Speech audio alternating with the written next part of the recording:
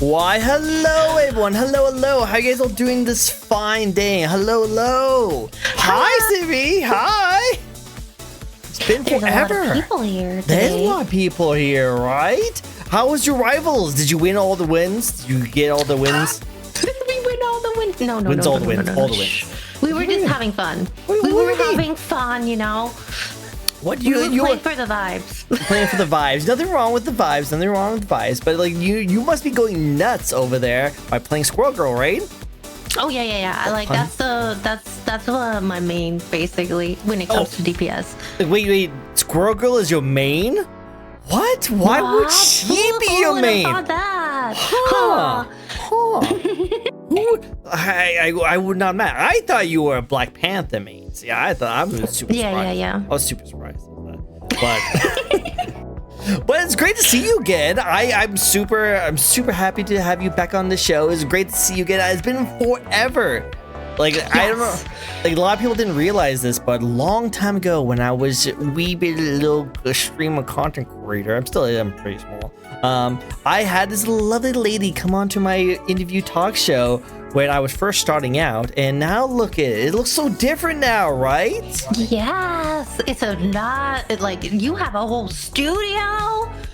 You have a whole desk with your name on it. Look at Mr. Important over there. I must say your background looks absolutely stunning. Right. Yeah. Thank you. I have moved up in the world of my 3 years since you've been on my show. You know, I've gotten more stuff in the back. I'm still the weebiest person you can probably ever met, but still it's a great time. Still a lot. Oh, don't worry about being a weeb. Then we can be weebs together. Let's be weebs together. I love that. Let's all be. Have you seen that my mom like has this arm? I'm like, you know this pose. Oh yeah. The Chinibio looks like, you have approached me in my demon arm. Oh, I know if you guys can handle the world ending. I know. I got you. I love the weebiness. It's always good. You can actually adjust yourself a little bit to the right. Sit between the two mics right there. Oh, you want to sit? You want me to sit between the two mics? It's because my assets are too big. No. It's totally not. No, it's because your tail's so massive. Yeah. That's the reason why. Also, may I ask? Why is there a casting couch in here? There's no casting couch. What is this black couch behind me? It's just a regular couch. I totally didn't buy it from some sketchy film studio that does independent work. No. Yeah, I'm ready for the casting after this. I think I'm just renting it. I think you might see it familiar at some other movie theater. So don't worry, you'll see it again. It's very familiar. Just whatever you do not put a black light on it. Don't worry, I didn't bring a black light. Good. I was worried about that. But no, we're good. It's all set. It's nice. Nothing to be weird about. No, it's perfect. It's perfect. And it should be good. No, it should be. Hello everyone, this is a fun little VTuber talk show we like to host. Each and every week we get to know a brand new VTuber. This week we have a returning guest, someone we haven't seen in forever, and she is giving me her lovely time to come back on the show, and we're going to discuss some amazing things about her. There'll be some amazing questions we'll be asking her. We're going to kind of like reminisce. Pretty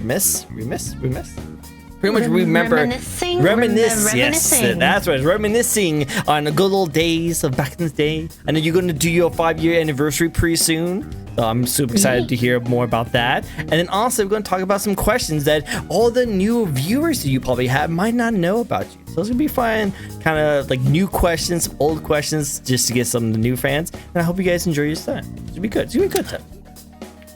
I'm very excited.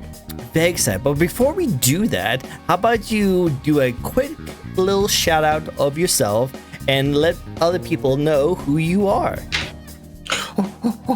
I'm allowed to do that? Yeah, you got this. You should be good. I got you. Okay, good.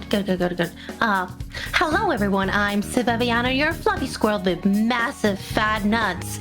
And I am a variety streamer here on Twitch, and I like to play games a lot. like Marvel Rivals, Monster Hunter, Warframe, Final Fantasy 14. We're hopefully I'm finally gonna do Poppy Playtime next week, and yeah, I'm very excited about that.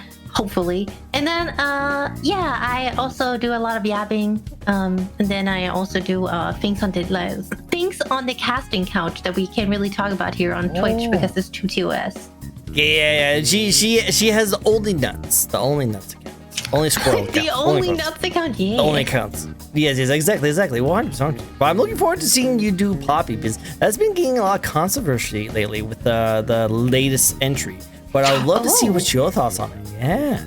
I won't spoil it. Because it was too boring, because it was too short, too like so not anything AI related, right? No, not AI related. No, not to my knowledge. No, it was just that like a lot of really popular content creators have been playing it for a very long time, and they just didn't really care too much about how the last one was.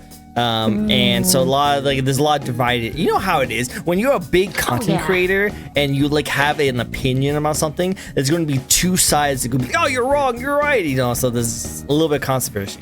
But I'm pretty sure if you played it, you probably will either agree with those like opinions, or you might think that no, it's freaking amazing. I love it. You know.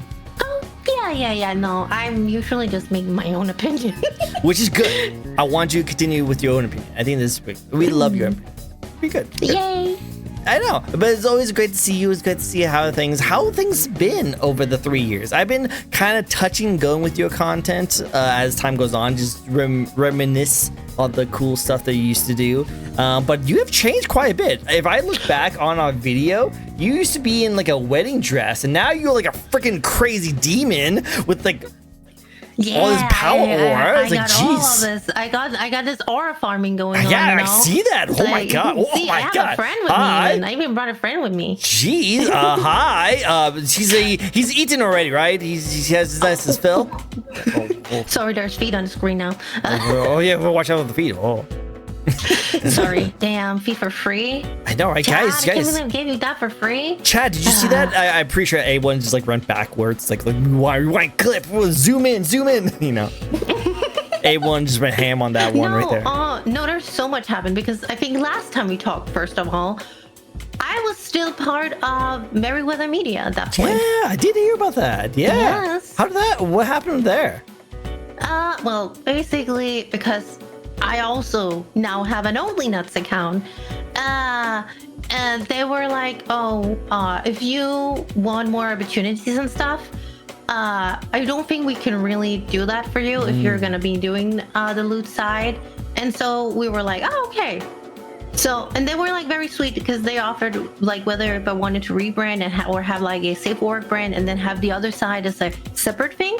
I was like, yeah. But then at the end, I was very attached to this character. I was like, okay, you know what? Maybe we should I will buy myself out and go independent. And that's what I decided to do. And they were very respectful about that. So I'm very happy about it.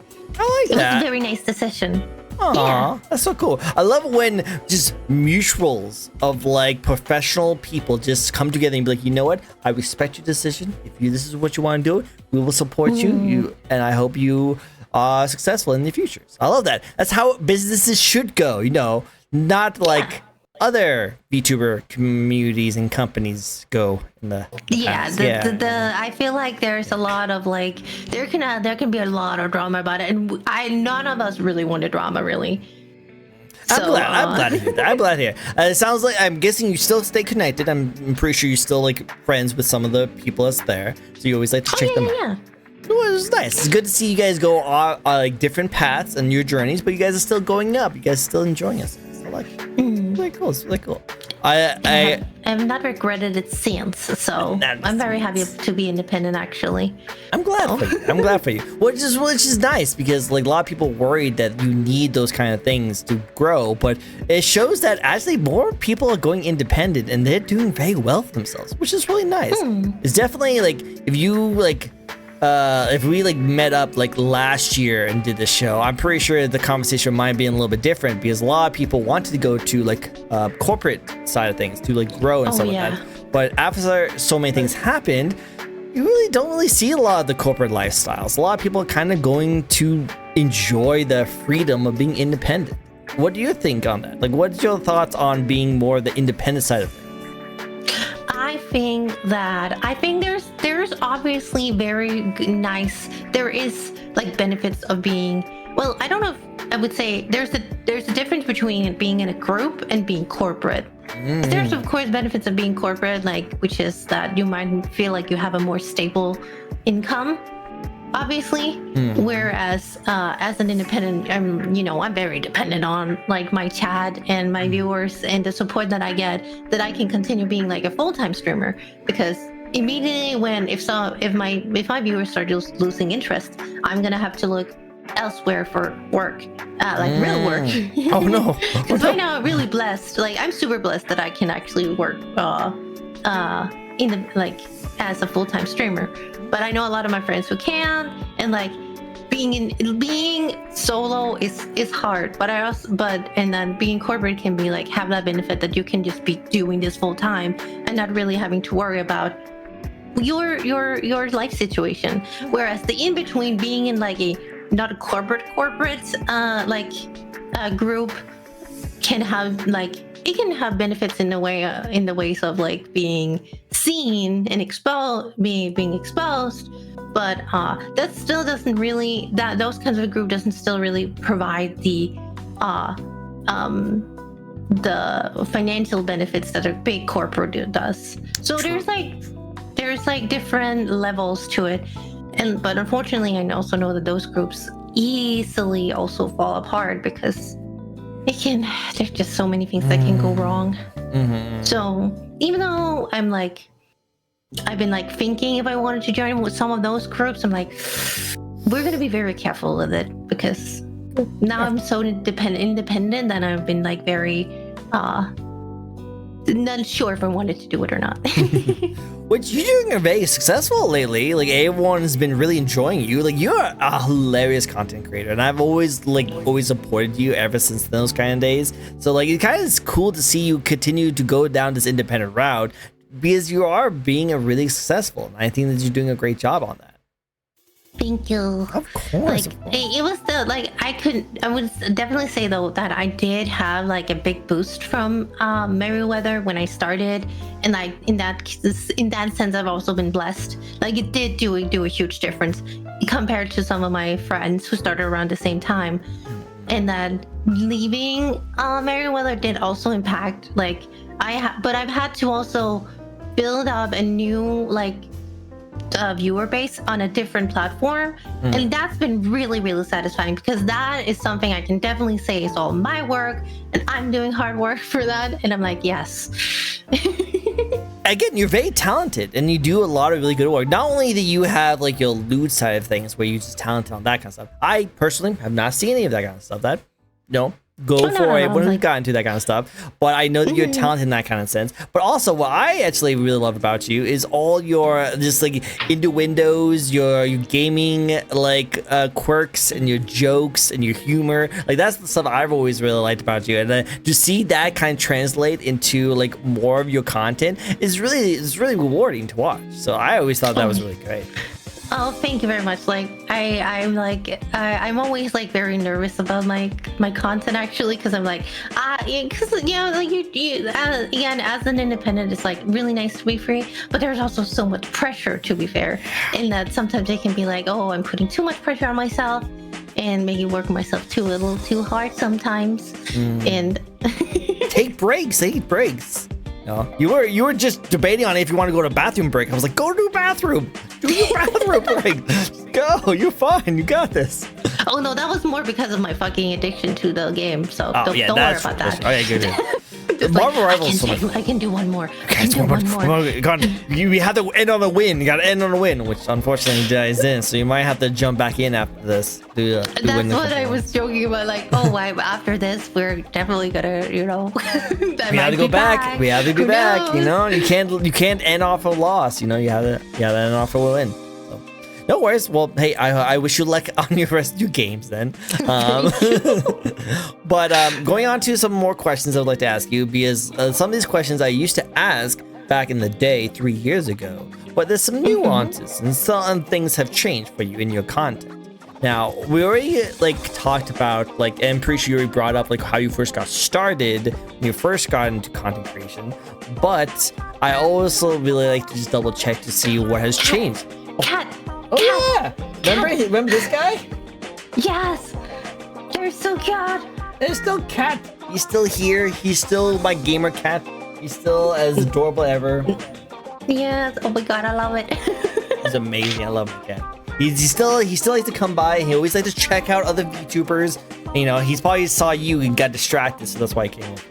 Oh yeah, like me and cats go way back. They're like dogs are the worst, but cats definitely also go for my tail. Yeah. I feel like he would definitely chase you. He would definitely chase you. But you know what? I'm pretty sure you can defend yourself a lot more than you did back in the day. Oh yeah, 100%. I have big. I don't think I have a big fat scythe to hit him with. Yeah, well, don't worry, I won't hit it. I won't hit them. I won't hit them. I was like, don't worry, they're safe. Hey. I'm pretty sure no one wants to attack your scythe. Your scythe is pretty crazy. 100. Now, wait. The question was. The question was I wanted to get into is more of the fact that like you are kind of like a hybrid content creator a little bit because of the other aspects of what you do with your streams. What's your thoughts on like those kind of hybrid content creators that's been kind of rising up lately? Is that people who not only show their bodies but also shows a little bit of their faces as well? Because that's been kind of rising up a little bit. That kind of side of my content, I was just like, oh yeah, I am hybrid. Actually, now that I think about it, yeah. Like I said, I haven't seen that kind of content, yes. but I've seen some pictures. I see some pictures. It's really interesting because I remember I did my first. I actually did my first cosplay stream right around when you were interviewing me, and like that was just when I did that for the first time, which around that time was really rare. Like no one really did that at all, and I kind of felt like I was like a first mover around that because a lot of people were like hesitating. First of all, there's people who want that anonymity, and I really respect that. You want that anonymity, but I'm like, nah, I don't mind, and I want to do the things I want to do. And the first thing I wanted to just have fun, and I thought it was like kind of funny to do. Like, you know, at that point I was really into Genshin, and the fact that my community also wanted me to play Genshin while dressed up as one of the characters was like, oh yeah, that's really fun. Yeah. That's funny.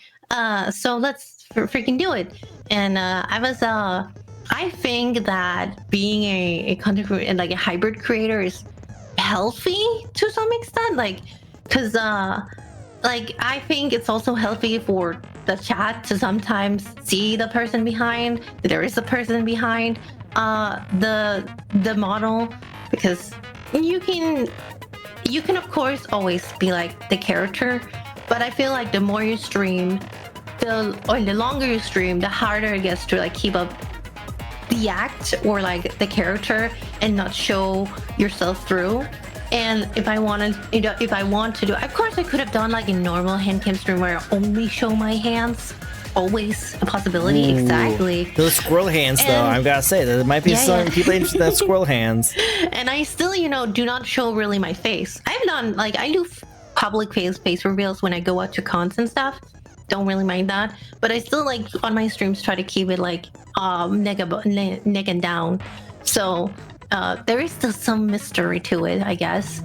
But I don't really mind, showing my body and having fun with it. I think it makes it so that you can do more content that you might not have been able to if you don't have like a fancy 3D model or anything. Well, my biggest problem actually with doing hybrid content right now is that my place is so small that even for 3D models and modeling and stuff, I'm like, I can't really do the whole moving around. It's very tight space in here. Which makes sense. There's always kind of the issues with it. Do you think it's actually really interesting that the rise of more hybrid streamers is becoming more popular? Do you think that should be more acceptable for a lot of people to go into, or do you think that there should be a time and place for everyone? Like they shouldn't have to feel forced to go into that kind of hybrid style? or do you think that that's I don't way think the anyone future? should feel forced to it. I think it should be something you want to do as a content. But if you feel like you can't get an audience without doing it, I'm like, I don't think that being a hybrid creator makes you more or less interesting. I think 100% think you can do just as interesting content with just a VTuber model, even though the model nowadays isn't really the selling point anymore. There is some, there are some parts of it which is like really like, I definitely have fatter titties in this model than my real self, which do in fact call some people into action and make some people stay, obviously. What? Sex sells? But at the same time, I'm like, well, I'm not afraid to like show off my real body and like, yeah, guys, this is reality. Look, there's a real woman. You can't even say that I'm a man with a voice changer anymore. Yeah, you can. She actually has argued pretty well on that you do not have to worry about that. She is 100% lady, and she is. Yeah, but even then, I'm like, I mean, if you weren't a lady, I don't really care, because that's just me. I don't really care who's behind the model that much. As long as you're nice, I'm like, yeah, nice. You do cool content. Yeah. That's awesome. No, I 100% agree with that. Like, because a lot of people are talking about how that's going to be the way of the future. And I'm in the kind of market that like hybrid content creators are just as valuable as any other content creators. It's just another level of content creation. Like VTubers, face cammers, content like hybrid streamers, like any kind of cosplayers, like all these kind of people all show off their own kind of content. They do their own kind of thing. There's nothing better or worse between any of them. They just different kinds of content. So if you want to become a hybrid streamer, I think it's kind of nice that that's kind of on the rise then now.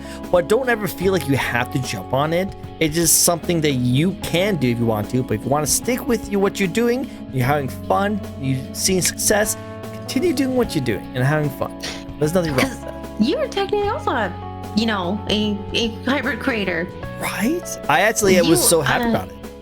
I was about to say, I didn't know, like, at the point when we met, you didn't have a model, and it didn't seem like you were interested in becoming like a VTuber yourself. You were just interested in VTubers. But then, when did that change, actually? You're asking me. I'm not being interviewed.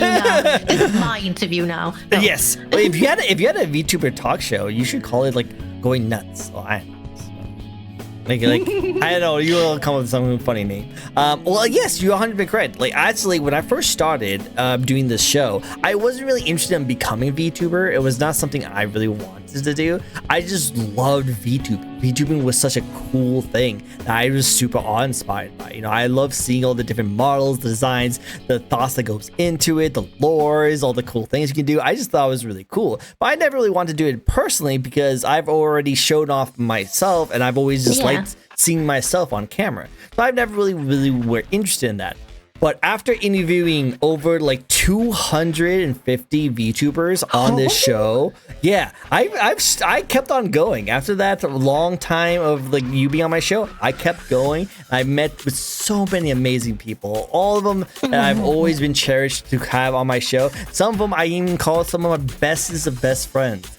I'm so happy I've been able to do it. Oh no, it's so nice. But after so many people coming on my show talking to me about it, I was like, you know what? That actually might be kind of interesting to do like a hybrid style, because I've always wanted to do this kind of like Who Frames Roger Rabbit kind of like blend of a real face camera interacting around with an anime character. I love that style. I want to continue doing it. But now I can also do a VTuber style thing that kind of goes off to the side and do its own little thing. So that's why I got really into it, because that allowed me to be more creative and doing other content while staying with the content I still enjoy doing. Have you been thinking about like doing it the opposite way? Trying to reach out to like RL streamers as your VTuber and doing interviews? That'd be cool. I don't know how to do that. I don't know many people, but I can probably reach out to some of my face cam streamers and ask them to come on my show and then do like a reverse behind. Yeah. That'd be interesting. Whoa, I never even thought about that. That actually might be fun. That'd be interesting. I wonder how that would work. That'd be crazy. I'll have to think about that. Then I'd be a VTuber interviewing face cameras. Yeah. I might have to see that. Yeah, the hyper content. The hyper content continues. Also, I would say though that a lot of people were, there's also people who have criticized the hybrid. Like, there's one thing about like VTubers showing themselves, which has been like under controversy because like, oh god, we don't want to see the don't immersion, break the illusion. No, not the immersion. Yeah. But on the other side, there's also been like people who are like, oh god, these face cam streamers getting VTuber models just for cloud or for to be like special, or I don't know, like as if those easy wins, easy views. Yeah, it's like easy views. I'm like, yeah, I don't know. They can do whatever they want. I don't really care. As long as they're not really hurting the community, I'm okay. But I feel it's fine. Like, if you suddenly feel this need or like idea, you have this idea for the character you like, because there's also, to be fair, I have like friends who are like, they're not VTubers, but I'm like, when they're not even content creators, but I'm like, I want art with you. And of course I could just make like a animified version of them. Then like, what if I just made you a furry? What if made you a furry? What if you were a furry? What if you were a furry? Just like me. Just like me. You know, that's an interesting thought process. Do you look at your friends? Like, wow, I have so many great friends. What if you were a bird? Yeah. That'd be interesting conversations. Yeah. But I'm like, oh, it could be really fun to have art with you. But you don't have like a you know, the avatar, an OC. or like a but brand. Now you do, of course. Yeah. And I've been trying to get a more art for it because, like, the cool thing about my model is that I just love his theme, his style. Like, he's a magician. He's like the front center of the stage. He likes to be very showboaty, you know, stuff like that. I just thought that was really cool. And I, like you, who has this really awesome like design, I think you also like to play a character every now and then. There's nothing wrong with playing a character and having some fun. We weebs like to play certain characters and have some fun actions with it, you know? So like, it's kind of fun to like play a different part, you know? And people come on stream like, oh, you're the magician. Like, oh, hey, what's up? You know, kind of fun. But also, I think there is a lot of parasocial aspects to it too, where people like get a little too attached with the model, and the hybrid kind of helps break that a little bit by showing that there's still a person behind the model and there's a real person, which I think does help with the hybrid style. Have you ever dealt with something like that? It can also, of course, make people more parasocial to some extent. Sometimes, because then you become attached to the real person. Because they're like, oh, now I know you. Oh, now I have had that. You know, sometimes people do sometimes write weird messages to you, but like it's not too bad. Like, I'm just ignore it. Really, ignore it. I'm very good at ignoring people. To be fair. Do you look at that message and you like see the first words? It's like, I have always. You're like, nope. No. Yeah. Just move on. That's all I need to do. Yeah. We kind of have to sometimes, you know, because it does get to you every now and then, just being bombarded with those kind of messages. So there are like some messages that are like too much and it's like not very comfortable. But then there's also like just idiots, because I don't really take like, there's some I take criticism from my friends seriously if I've done something wrong for my, like if I've acted weird or off in a collab or something, that I take very serious and I try to correct myself. But if someone comes up to me, some random comes up to me and say, I don't like this and this and this and this and this, I'm like, well, I don't care. Yeah, but it's like, cool, bro, cool story. Well, it's T-posing. Okay. We're T-posing. This is not T-posing. Don't worry about it. It's okay, it's working, guys. It's working. Like, it's. Oh my god, back. is it back? We're back up. Gonna be remember to refresh. Well, give me a moment. I'm just gonna hide my hands. You're okay. We're T-posing for dominance. Oh yeah, we're dominating OBS. Yeah, dominating OBS. Get your stuff together. Exactly. Awesome. There we go. Perfect. Oh, hey, there's you remember how I was telling you? Yeah, remember to refresh. Thank you so much. But talking about how I met a really great friend who I met during my interviews. Moi Moi is actually a really great friend I met recently. Who's we've been friends with for actually a good few years now. She's a storm cloud VTuber.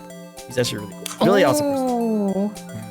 And she has a thing for lovely ladies, so just so you know. Yep. She has a thing for lovely ladies. Lovely ladies. I'm one. Yep. Maybe. Yep. It's pre-squirrel lady. Moi. Here we go. Pre-squirrel lady. I love walking in the rain, so we can walk outside on stormy days.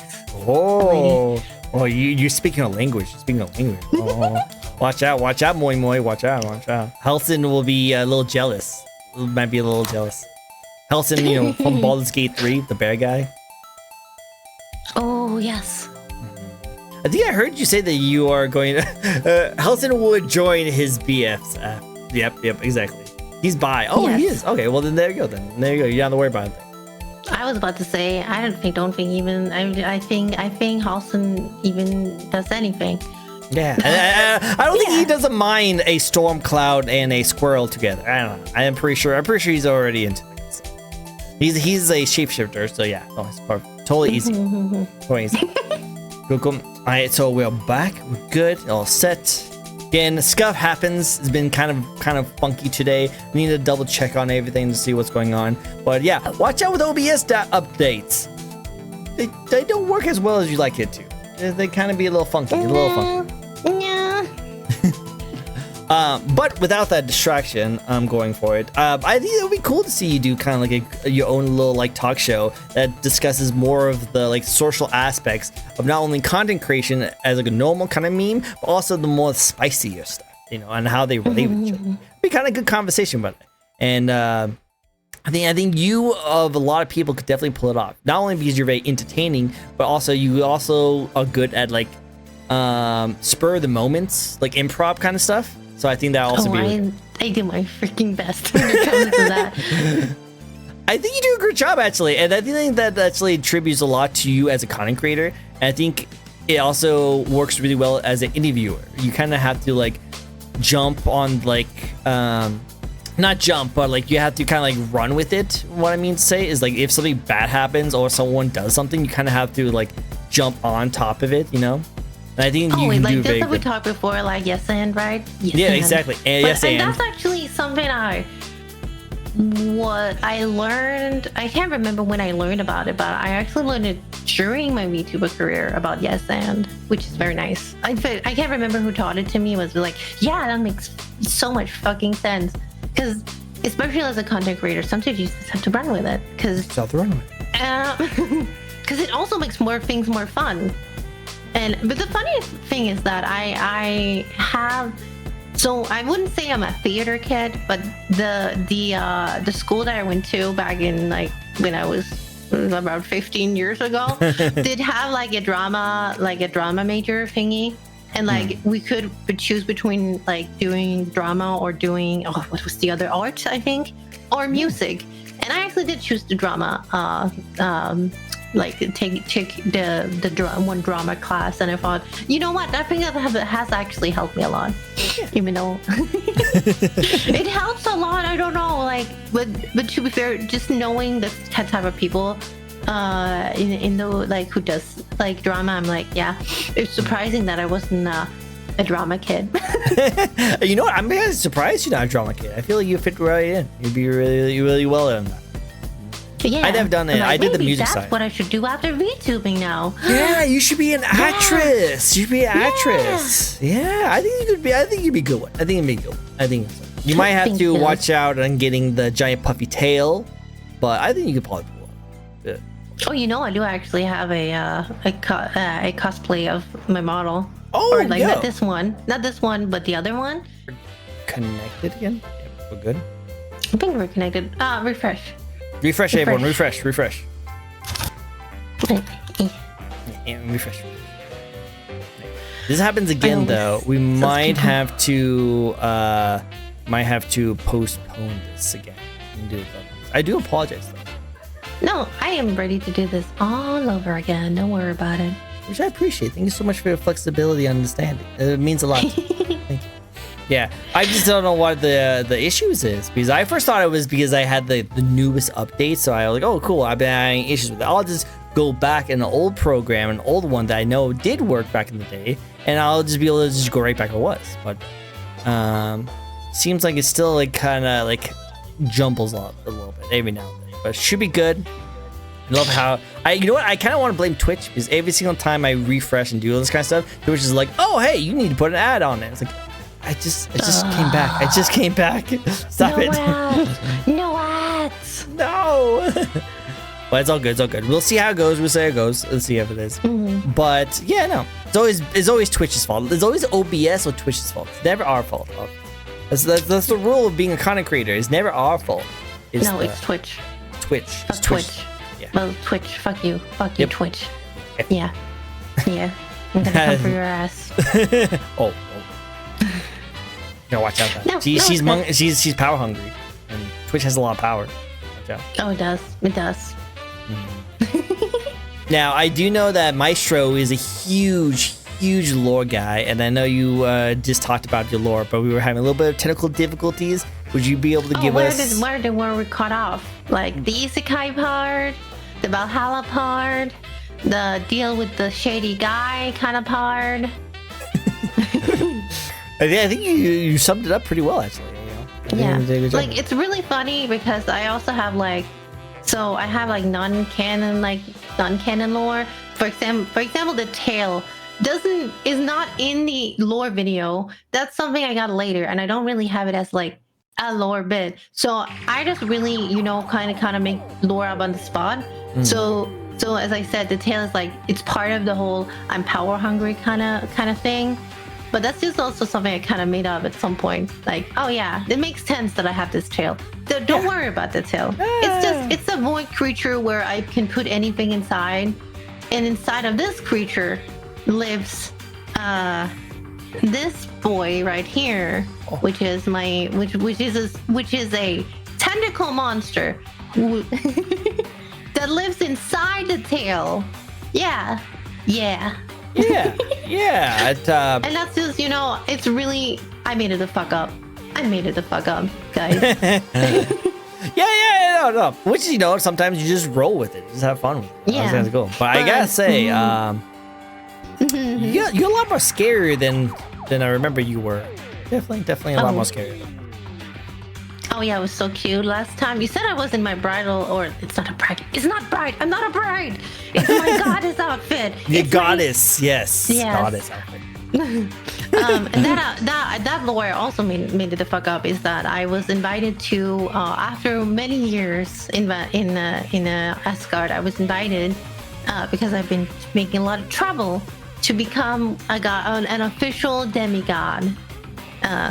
Because I accumulated a lot of power over time, and then I was invited to become an official demigoddess.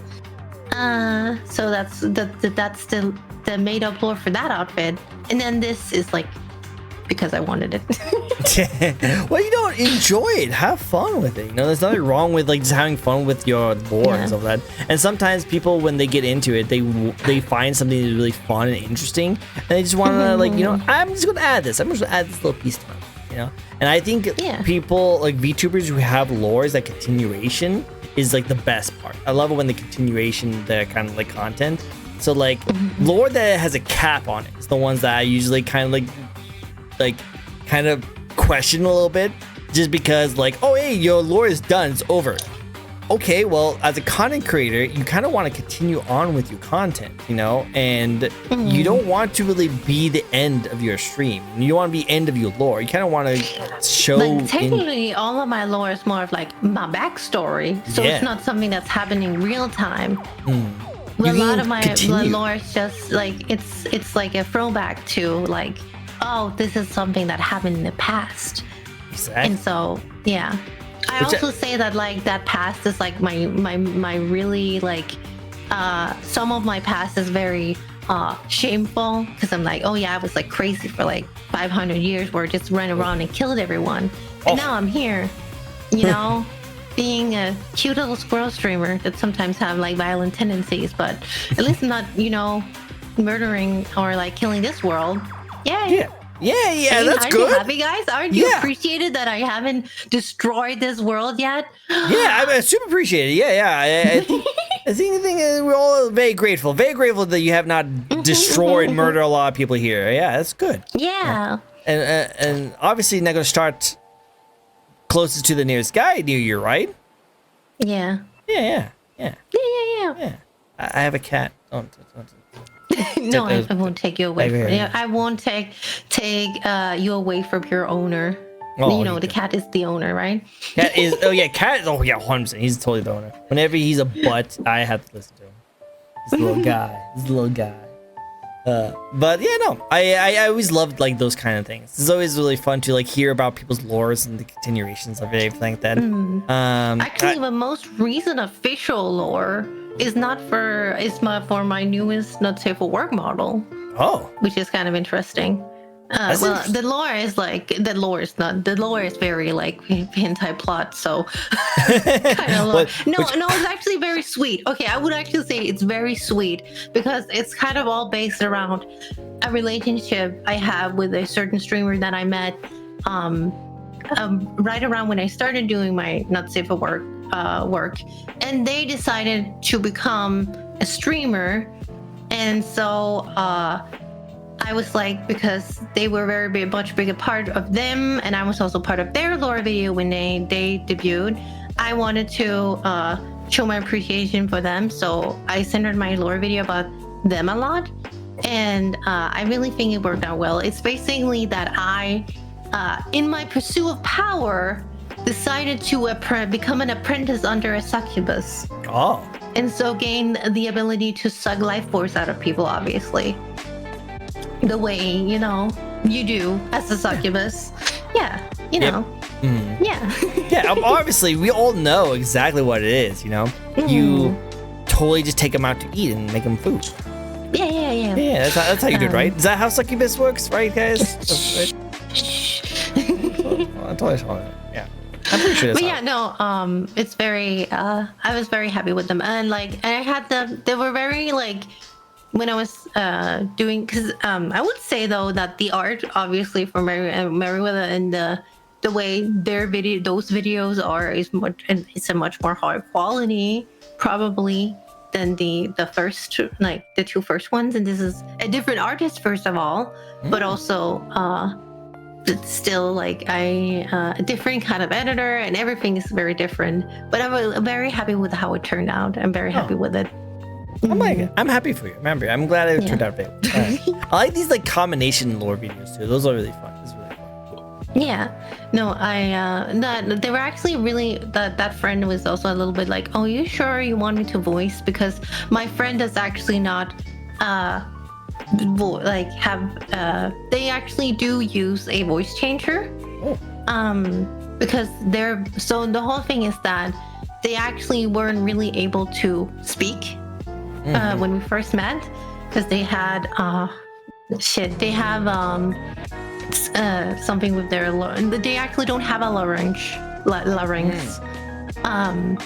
And so they have a replacement for it, but it also makes their voice really, really hard, like low, and it makes it really deep, and so they are not that comfortable with talking a lot.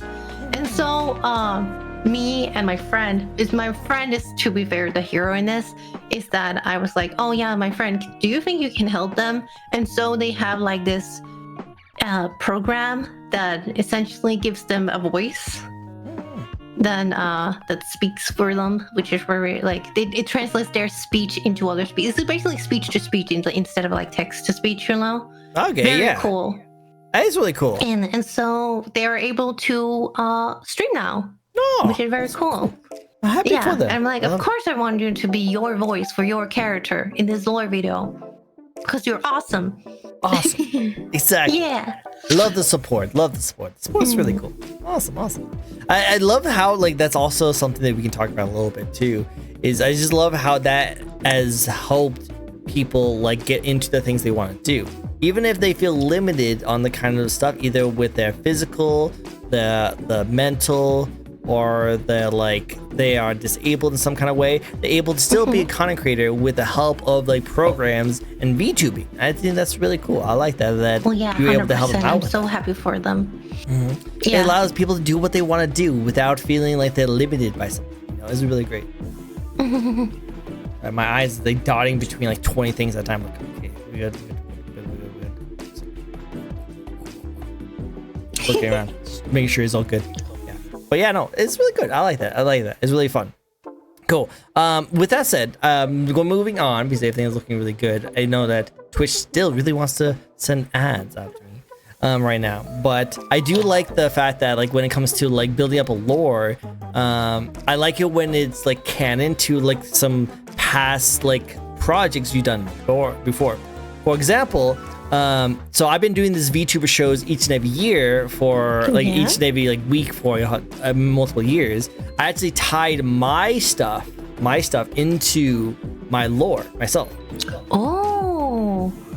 So I actually made a lore video too, and I tied that lore video into some of my actual content. What I thought would be fun. So I'm gonna, as someone who makes amazing lore, and I would love to hear what's your opinion on my lore. Of my characters.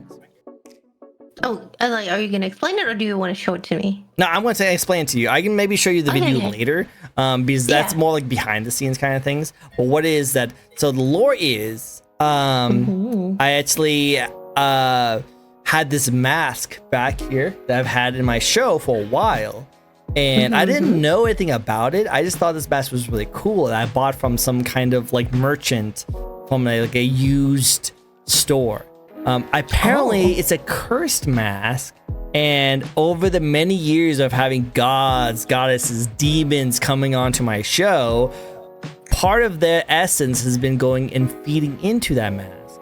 And I made a video where like the mask started glowing, and then apparently the creature has been possessing the like mask is this trickster demon that took a hold of like the computer I'm using and be able to manifest into this character, this magician, and it made a deal with me by making it so that he won't kill me if I keep on interviewing powerful VTubers that will keep on stating his desire to do stuff. Yeah. That is really good. I actually really like that. But that also makes you two different people. Like then your lore is also you're separate from your character. I really like that. Yep, exactly. So like technically I'm just the regular streamer who's been into just hanging out with like VTubers. But whenever the VTuber comes into place, he's technically a different character who decided, you know what? I'm a showboating kind of person. I want to be the star of the show, so I'm going to take over on some of your streams. So that's why he takes over. Sometimes you see him over me. So yeah. I like that. I'm glad you like that. It's cool. The reason why I love it so much is because it took everything I've been already working on and adds to it. You know, I didn't just like cold turkey stop my old content to do VTubing. I actually made it so that it was related to all the stuff I've been doing up to now has related to the VTuber. And now the reason why I have a VTuber model is because you guys are the reason why I have a VTuber demon contract made. Oh, that's so cute. I think most of us who have been on this show have been really happy about that we are part of the lore. That's so good. I love it so much. It actually helps out immensely. In fact, I actually had I don't know if you know this person, but she's a really amazing artist. Her name is like Hazy. I know. Oh, Hazy. Yep. I think I have collabed with Hazy before. Yes. Hazy is amazing. Love her to death. She's super cool. She actually did one of my art recently too. It's actually really nice. She actually is technically part of my lore because when we did our interview, at the end of the video, that's when I released a video where like my mask started to glow, and then I had this really cool like blend between real life and VTubing where I was able to like, it was kind of like a fun live action kind of thing. I can show it to you really quickly if you want to see it. I might have to show it to you like later if you are interested. I just afraid to like do too much on the stream because I've already been having some issues with it.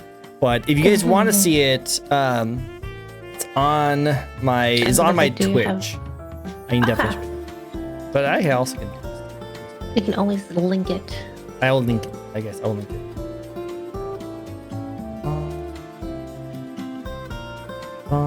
Cool. I'll get all the stuff as it loads and does all this fun kind of cool stuff and everything like that. I always love like these kind of like interactions when it comes to like lore and the kind of combinations of these kind of things. And as a hybrid content creator, I like the idea of being able to mix between the two. It's really fun. I like that a lot. Just be able to like show off as two different people. And I made some TikToks videos of me being able to like show off between the two too. Because this is fun. It's fun. And also there's a lot of trends I can do too. A lot of trends where like the VTuber and behind the VTuber kind of stuff. Those are also really fun to do. No, I'm just imagining you doing the fucking what is the rich man? I don't know how much you're on TikTok or if you're even on that part of TikTok, but have you seen like the it's like a rich, it's called, I think this song is called Richmond. And yeah, and it's basically just like people are singing, like they have a person in the front singing the song and then another person in the back swimming their ass. I should do that. I should do that. Yeah. I think you could. I think you put it up. I can show you a bit. Send you a video of it after. Send me a video. I want to see you guys. Yes, it's really good. So another thing actually that's kind of fun to do that I actually really like doing, by the way, is so I don't know if you have done this before, but I found really huge success. So I did make two different channels, two different accounts. One for my like gaming news and VTuber interviews, but also I made my own like VTuber account by itself. And it's really interesting. I don't know if you guys have experienced this, but to like be doing a content for a very long time and then to kind of like start fresh but like separate and using all the information and knowledge you've learned in the first time, doing a new one and seeing that one grow. It's so rewarding. It's so nice. It's like I didn't know. Is it working a lot? Like, do you feel like you have better growth than like in the beginning than you did with your original channel? It's still not climbing as quickly, but I think it is like growing like steadily. That's why I'm happy about it. So I thought it would just like grow to a certain level and then stop, and then I had to like do something completely different. But every single time I grow a video or post a video, usually you see that it has pretty good views, and then it keeps on growing more and more. So I think this is doing really well. Alright, well first I'm going to do this so that you guys have something to watch while we do this. I actually have this lore video which talks more about the actual trickster demon himself. So what a lot of people don't really know is that the actual trickster demon, the person was a real person back in the day who wore the mask, and he was tricked into wearing the mask. So not only that I have a lore with this guy, but also there's a lore behind the actual person as well. Because again, there's two separate people. It's kind of cool. Yeah. That have the combination. I like having that story. Yeah, I don't know. I know it's on my Twitch, so I might have. Am I able to link Twitch videos on here? You should be able to link Twitch videos, but it depends on how long it is too. It's definitely short. I was about to say, if it's short, I can watch it now and you can get my reaction, but I'm not. I would say, okay, I'm the shittiest react Andy ever. I am so bad at reacting to things, and I just also don't like reacting like fakely. So I'm like, you know, that's why I don't really do it. Like there's some things where I'm like really get excited about, but if it's a video I'm really uninterested in, I'm like, fuck. Then people are just gonna hate. And I'm just gonna sit there and do nothing. I have it right here. Well, if you want me to watch it right now, I can. But if you want me to just watch it later, I can also. Or you can also show it to Twitch. I'm going to show it to you right here, and then I think this shows it. Yeah, there we go. Okay, so this does show it. Okay, So this is the video that actually happened. Oh, there is he. Hazy, let's go. So if you watch that video, you get to see what happens, and it's supposed to be the lore of like me first got started. And what happens is that like we say goodbye, but then it goes straight into this like TikTok side kind of things. And then the cool thing about it is that it blends the real life and the VTuber model like both at the same time. So it's actually really cool. Oh yeah, like you're pretending to like end, and then you're like, oh, What's this? What's oh, that? this is really cool. Yeah. See, I think the best thing about this is the fact that I had so much fun making it. I love this kind of like style of just like doing live action stuff while doing like VTubing content kind of stuff. It definitely gives me that like creative itch that's scratched, you know? Oh, yeah. Oh, well, you already had the model at that point. That's so cool.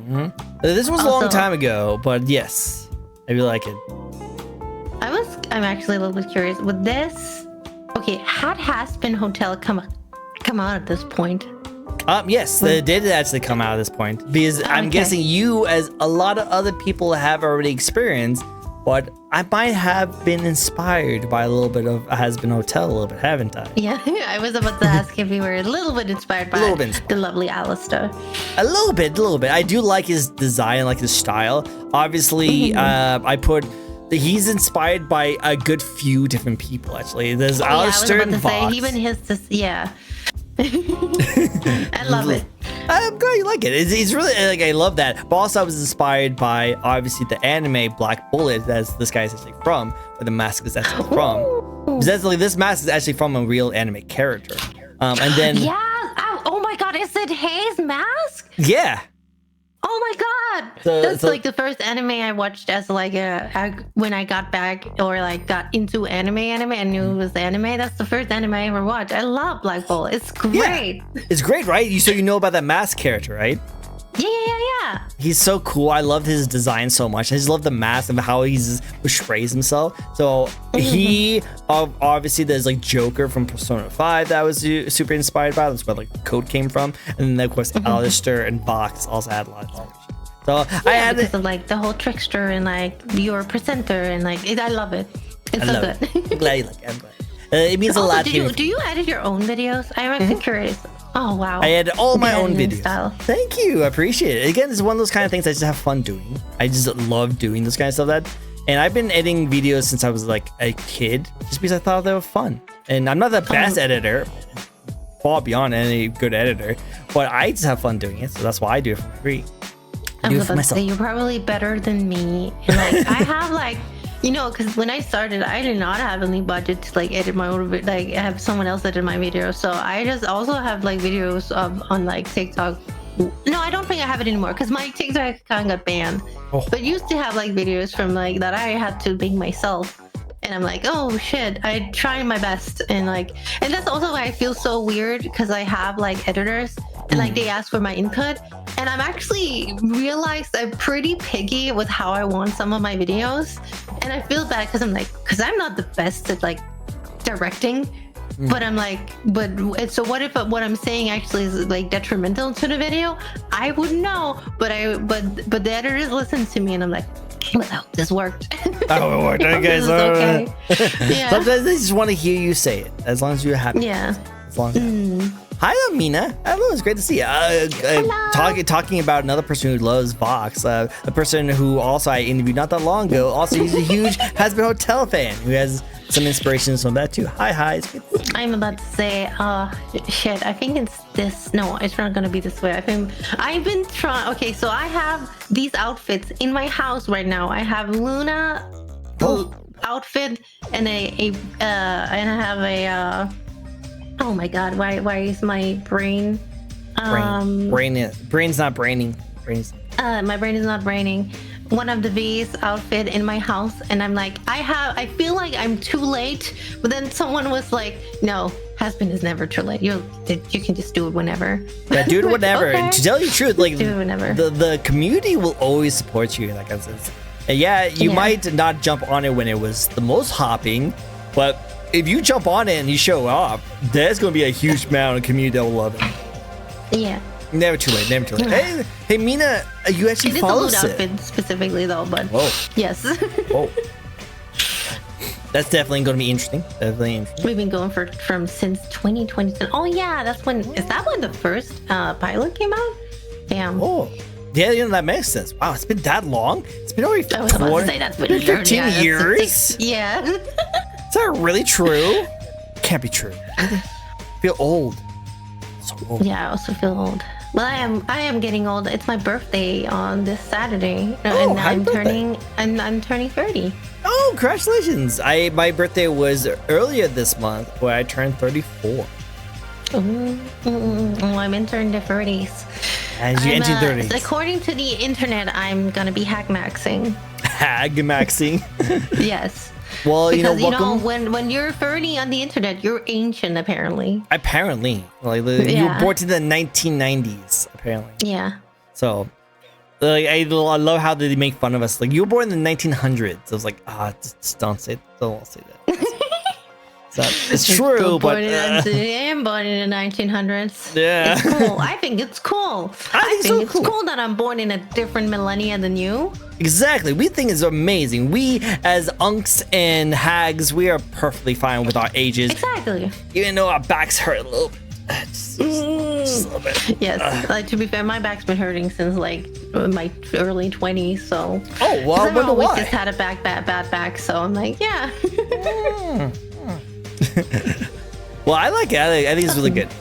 But yeah, it's crazy that it's cool to see. Like, also, like, because I've been interviewing so many people from so many different communities, it's always also cool when I see like a familiar face come in and be like, "Hey, I'm a huge fan of you." I'm like, "Oh, snap! You know this person?" Like, "Yeah, I know this person." It's like a small world. Yeah.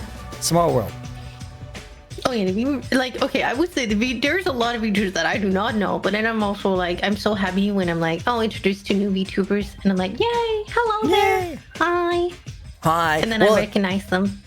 It's always good to recognize those kind of people. It's really fun when you see like two friends like get along. Like, oh, I know you two. You guys are two awesome people. Oh, you guys like each other too. Oh, I love this. Like,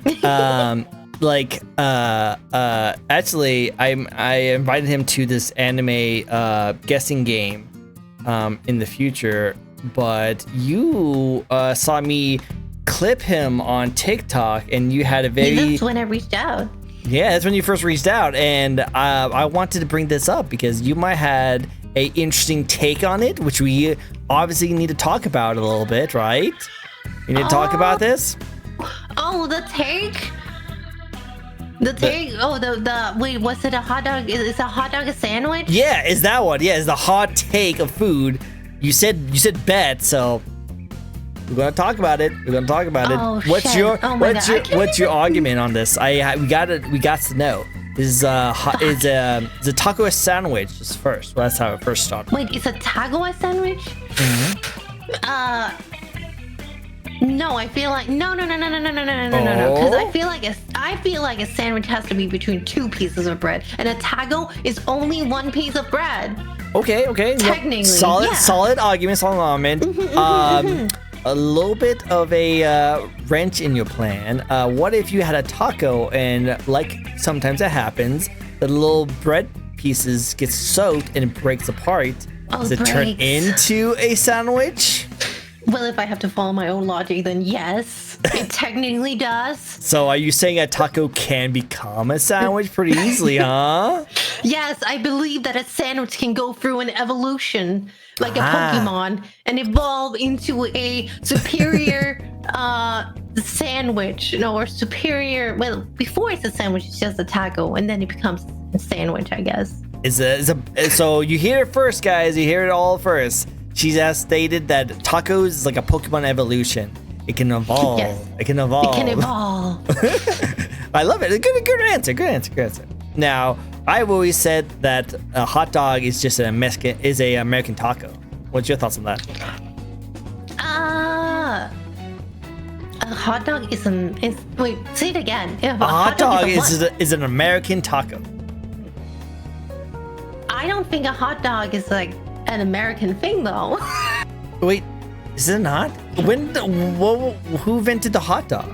I Where? need to know who invented the hot dog. I don't think Chat, the hot chat. dog is American though. Chat, can someone fact check us, please? I think Yeah, I hot need to dogs know if were it's- American. I'm pretty sure it's an American thing.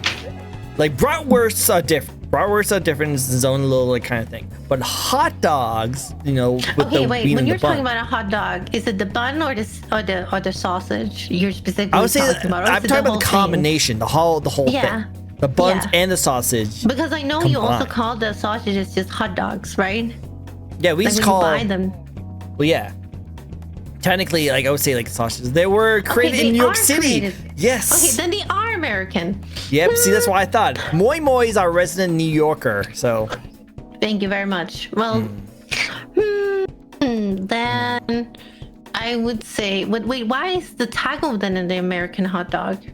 Yeah, because it's like it's American taco. So like that's like it looks like a taco because it's two pieces of bread in your logic, or one piece of bread is you just take the bun and you split it down the middle and you put the meat inside of it. So technically, your argument. Oh, by a Is it German taco? immigrant, but they are American. I would not, because I would assume that it was a German invention. Well, that's why just my take on it. Which I think a bratwurst is like German, right? Bratwurst. It's even like that's like what it's called, right? The bratwurst, right? Isn't that like a German word? Bratwurst. Like that makes that yes. Sorry, she had Well, she had to remain I dominant have for to a also second. Google. I was Yeah, about to she's say good I'm dominance. Googling. Oh, that looks good though. Frankfurter. But Sausages were that's just the sausage itself again. Like bottomless is a specific kind of sausage again, and I'm like, We're learning a lot doesn't about really have wieners to be right now, kind of bread. guys. We're learning a lot about wieners right now. Yeah, but no, I would just call it. I would say more that it's like a Mexican hot dog. But it's not Mexican. It's American. We just. Oh, I get. Oh, when you're talking America, are you talking like all of America? Yeah, it's like so like Oh, like. okay, fair so, enough. Yes. yeah. Then I agree. Okay, cool. That's what I was trying to say. Is like I was trying to say like it's a American 'cause- taco because like if you think yes. about it, it's just like a regular taco, but taco is Hispanic, while Yeah. hot dogs are American. So it's But they're just, still on the American. Yeah. okay, cool. I just want to get your argument on that. We discussed this and we literally planned this out by saying, hey, you need to talk about this kind of controversial take. You saw your friend do it, so now you have to be on. Yeah. But I just want to see what Chad was saying because I think Moi Moi was not agreeing with you. Really quick. Oh, Taco about is the his own sandwich category. part? You There's think a- the taco fits? To be fair, it is a. I would say the taco is technically a its own like cultural dish. It is. It's his own, like, to be honest. I know I like to cause a little chaos every now and then, but to be honest, it is his own, like, category. Like, it's his own thing. Like, I wouldn't ever want... If I'm craving a taco, I wouldn't eat a sandwich to crave that craving. I would just eat a taco, you know? Yeah. So, yeah, that's the real honest. What is a New England hot dog bun? What is the difference? What is a Dude. New England hot dog bun? Wait, what is this? I love how you're... So... Okay, now I know why you do all this stuff. So I'm just like, why is this? She just keeps on like T-posing yeah. for power. I just love seeing it, but then I realized, oh, you probably have all your hotkeys on your actual like keyboard. I do. So it's actually really funny because I had for a while I had not like added all my toggles to my Stream Deck, so I had to have it on my keyboard.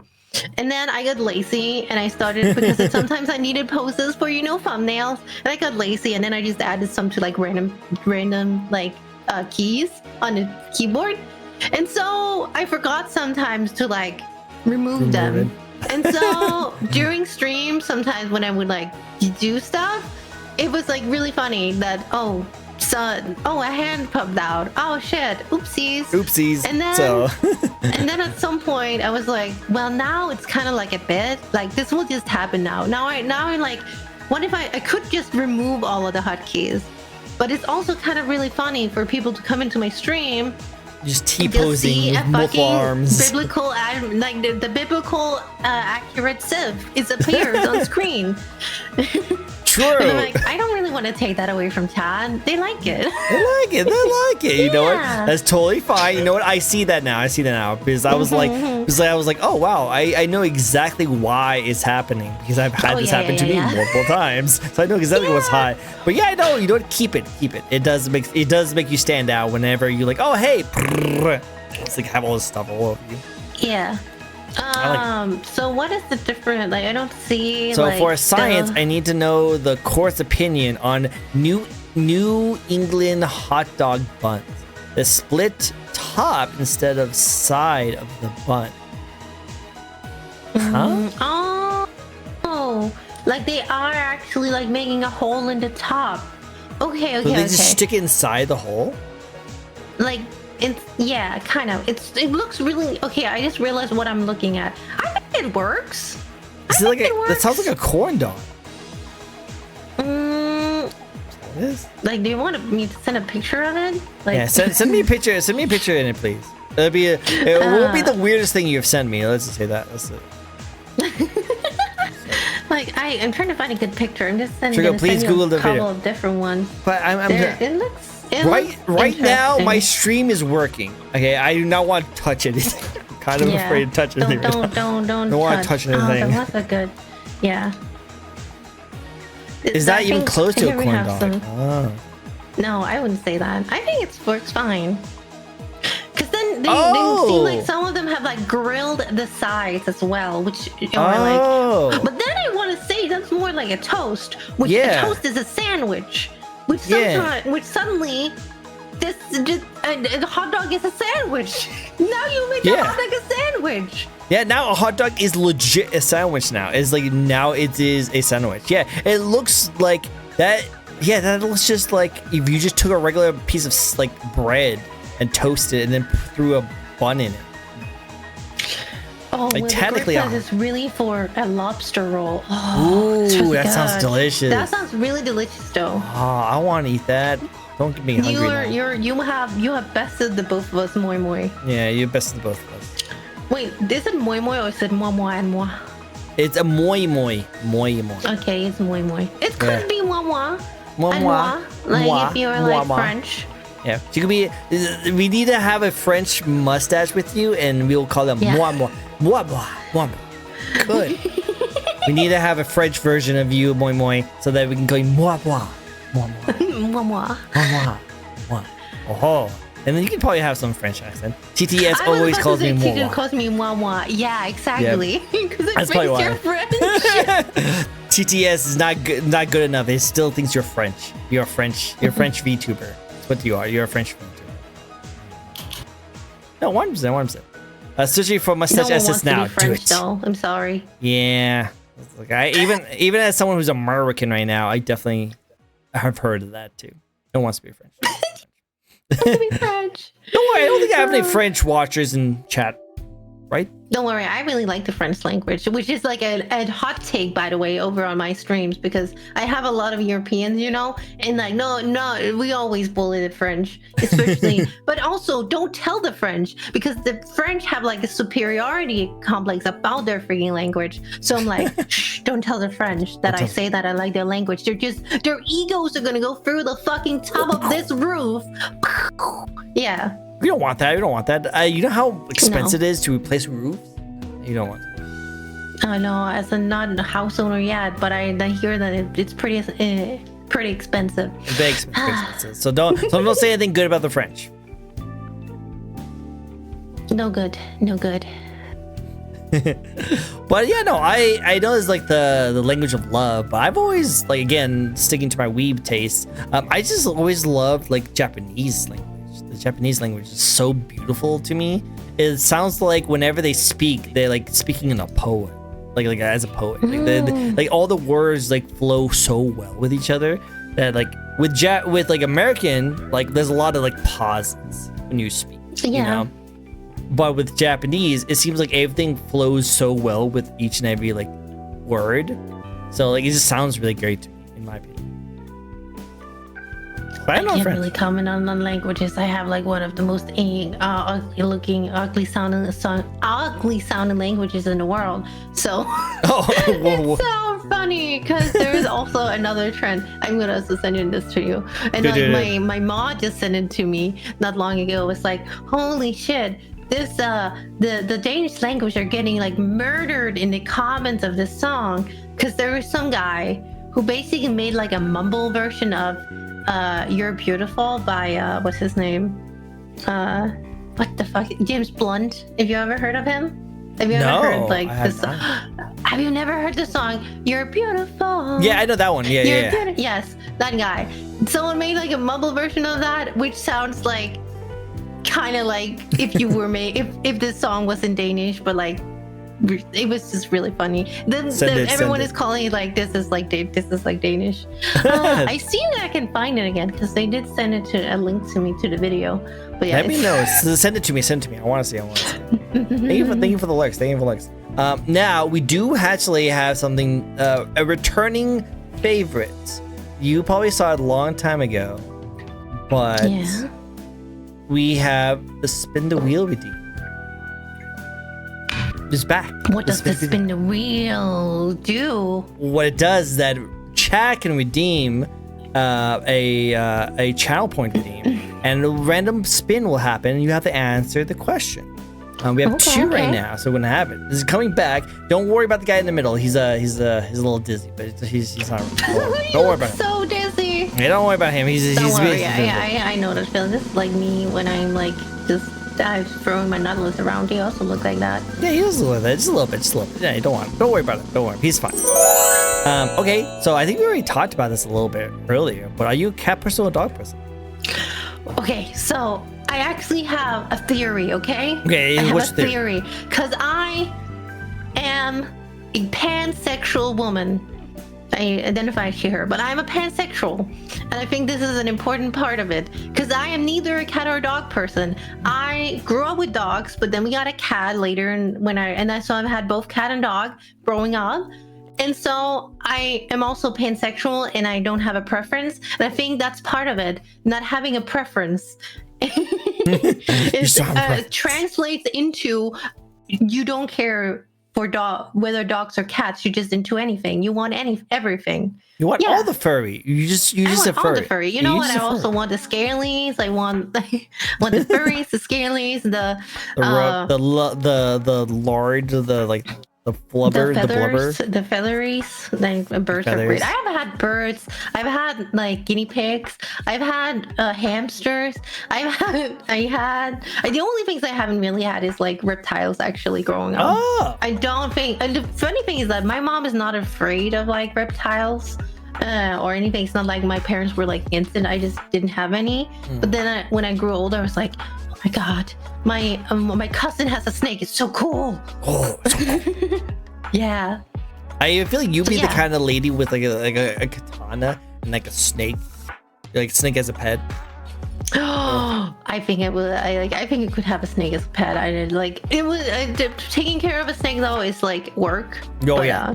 I actually had a snake when I was a kid. It was a little like gardener snake, and it died very quickly. Unfortunately, I'm so sorry. Aww. Like I just couldn't take care of it because you either could give fish, which is like I would put a live fish inside his water bowl, and he would just never eat it. Like I don't know why he just would never eat it. Or you had to get like tiny little like mice, like infants, and put it up there, and he still wouldn't eat it. So I didn't know what I was doing wrong, and then he died. So I was like, oh, really bad. But yes, I'm neither a cat or a dog person. Good answer. But it still came with a story. I like it. Okay, wait. I do have I would say I think I have a preference for dogs a little bit. But when I think it comes to when I'm looking at who I've dated before in my life, I'm like, most of them are more dog-like in personality. But then when I'm looking at all the fictional crushes I have, one of them are very like, oh yeah, they're super black cat coded. And also a lot of my friends, I'm like, oh yeah, you're very black, you're cat coded. And you were sexy as fuck. I love that. I love how you code your friends in a certain kind of aspects. And past relationship, you coded them as like dogs. I like that little code, you know. Now it makes me wonder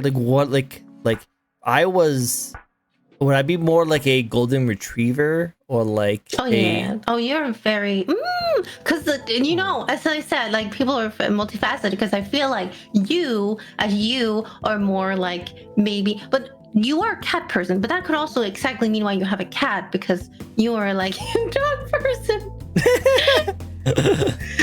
Yeah, no. So your cat is like, oh my god, this guy. Maybe, but also I don't like dogs very well. Like I got bitten by a dog when I was a kid, and I've always never really liked dogs. Yes. Now, don't get me wrong, if I do have a dog, like because my dad has a dog and I take care of the dog all the time, and if I see a dog, I'm like, oh my god, it's so fluffy boy, oh my god, I'll still love him, but I usually just do not really care about having one. But I love cats. I love cats to death. Cats are super chill, super fun to hang out with, and just super nice, and I love the sound that they make. I'm definitely more of a cat person, but I've been told by a lot of people that I'm like a golden retriever. Like I'm really nice and like loyal, so like people will call me that. But I don't know. It's like one of those kind of things that I'm like, I'm one or the other. I'm just kind of both. A golden retriever, but I feel like your trickster character might be more like Oliver the cat. But that's also if you like cats. I feel like you would base the character around it. I don't know. Yes, again, exactly. It's just a theory about the whole your sexuality is tied to like what kind of animals you would like, because it's just a theory, guys, because there is no studies done on it. So just take my theory with a grain of salt. But I do like people, because I see some people who do like, oh yeah, there's like even within the cat sphere, there's like, oh, orange cat versus black cat energy versus golden retriever versus Doberman energy versus wolf. Like there are some people who go even further when they like categorize their friends and family around them with what kind of cat are you, or like what kind of dog are you, because it's very different, right? No, I agree. It's really interesting to see those kind of things. And it's always fun to like do those personality tests. My cat's like looking around. So what are you looking at? No, he's just looking at the ghost in your room, you know? Oh yeah, the haunted. Yeah, ever since I've interviewed so many ghost VTubers, I think I'm haunted. Yeah. What happens? We literally just had a ghost not that long ago on the show earlier, and that's why I've been having technical issues. That's pretty much The scuff ghost. Scuff ghost. It happens. We do have a couple more spins, so let's get a couple more spins going. So we got that one spin, and that was, I believe, that was Will's spin. Now we have now we have Maestro's. This is Maestro's favorite video game franchise. Oh, so I started out with like being a From Software gamer. I haven't really touched a new From Software game since Elden Ring, and I still haven't finished neither like Bloodborne or what do you call it? Why does my the any of the like I have only finished Dark Souls 1, still need to finish Dark Souls 2 and 3, but like that genre was definitely like the genre that got me into like this like gaming. But I'm between now Monster Hunter and Hollow Knight. Oh, good choices. Those are both really good. Between them right now, I think Monster Hunter is still winning because I haven't even finished Silk Song yet. Oh, snap. I heard that one's really hard though. Yeah. It is. Oh, it is. But to be fair, Hollow Knight is probably like the only game I've ever done like challenges with.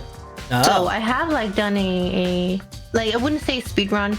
It was just a personal challenge, because there is a challenge which is called like, oh, dude, finish the game under 5 hours. And I got that one. I was like very proud of myself. And I've also done the Path of Pain, and that's like what ruined my hands. So I think It's between Hollow Knight and Monster Hunter for me. Oh yeah, good choice. I originally was really like Souls. My Soulsborns are still good, but I just haven't been able to keep up with a lot of them. There's I'm a lot so of slow at finishing games. I'm a very slow gamer.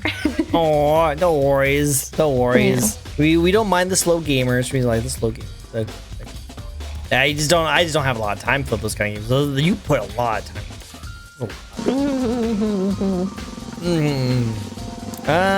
Let's see. Next question. This is Moi Moi's question. Oh, this is a controversial take. Another food controversial take. So, apparently all the tablet kids generation nowadays is having a huge argument on this one. Now, yeah, no. So hit me up before we ask the question. Before you answer it. So, we're around the same age. Yeah. So we both grew up before the internet. So we have something called common sense, which means that we will see an answer and we're like, well, obviously it's this. Well, apparently these kids who are a lot younger than us is only growing up with Google as their answers to everything. So whenever they have a question, they just Google the answer. And of course, now they're getting answers from that. So, what is the answer to this question? Is lemonade a juice? Yes. Do you know how you make lemonade? Exactly, right? You squeeze the lemon, make the lemon juice, and put it into a thing. Juice, exactly. And put in sugar. Yeah. Basically. Essentially. Exactly. Yeah. Right? So that is what we agree on, 100%. Well, apparently... What does the fucking AI say? Well, the AI apparently says that lemonade is not a juice because technically you put a whole bunch of extra stuff into it and it turns into more of a cocktail than actual juice. Apparently, a true juice, quote unquote, is just the juice that comes out of that, like fruit, and you only drink just that juice, not anything else with it. What?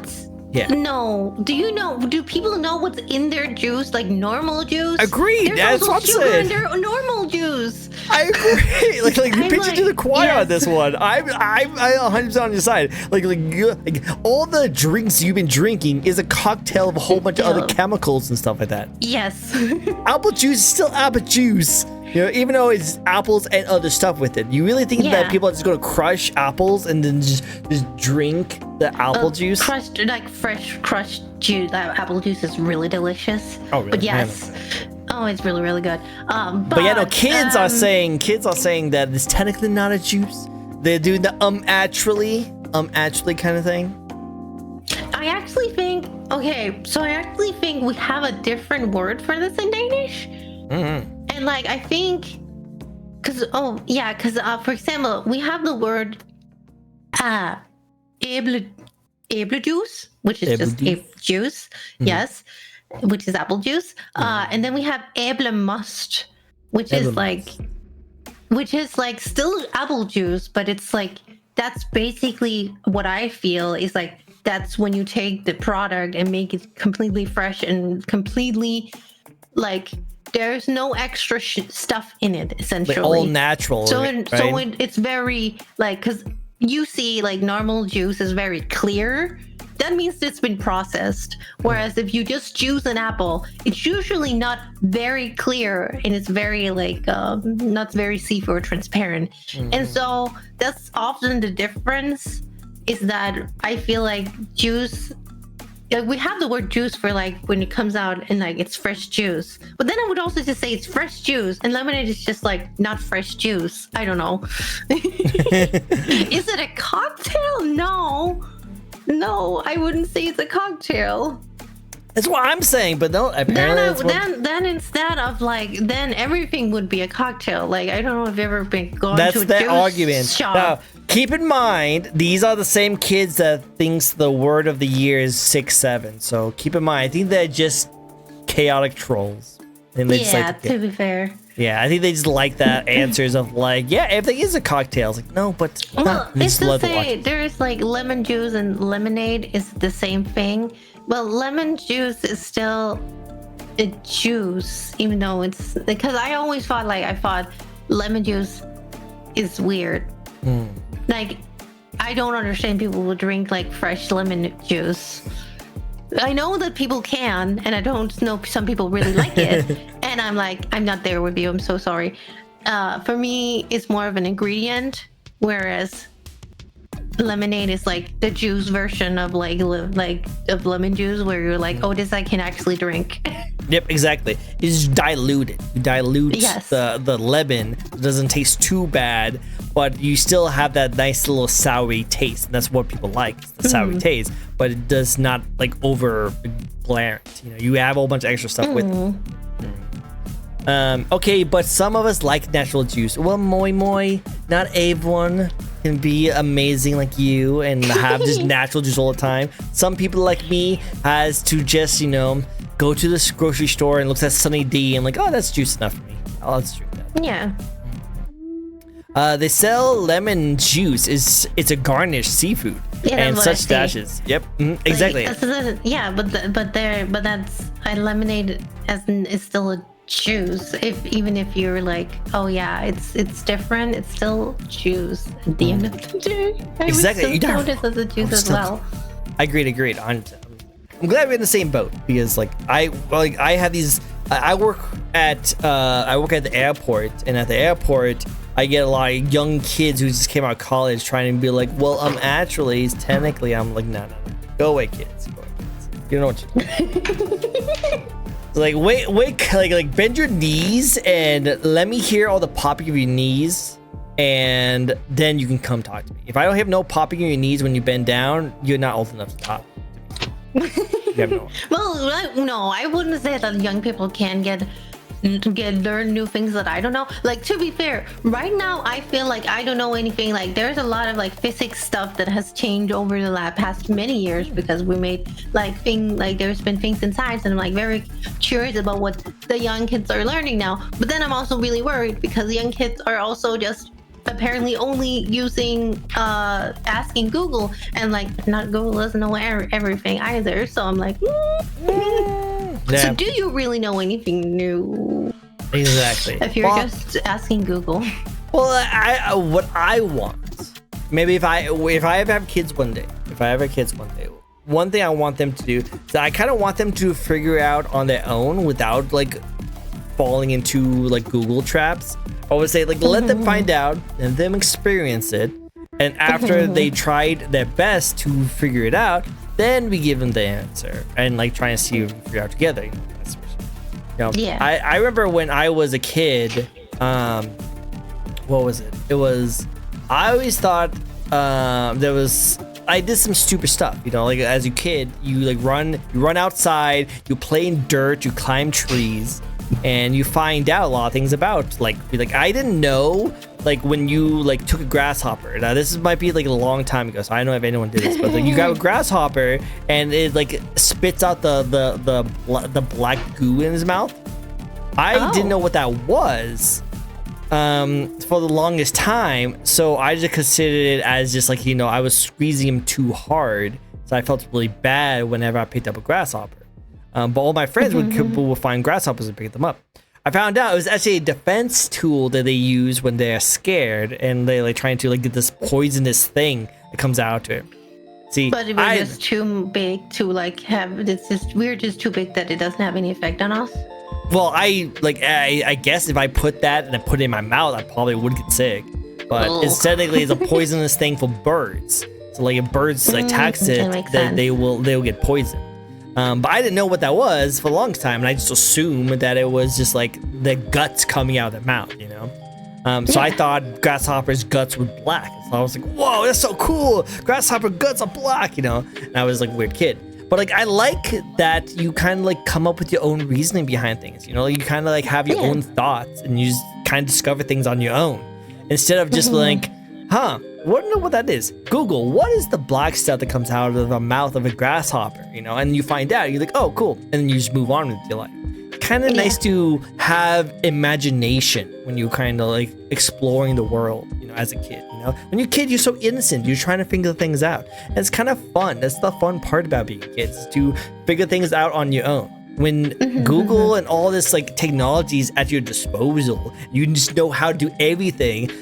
Kind of takes the fun out of being a kid, I feel like, you know?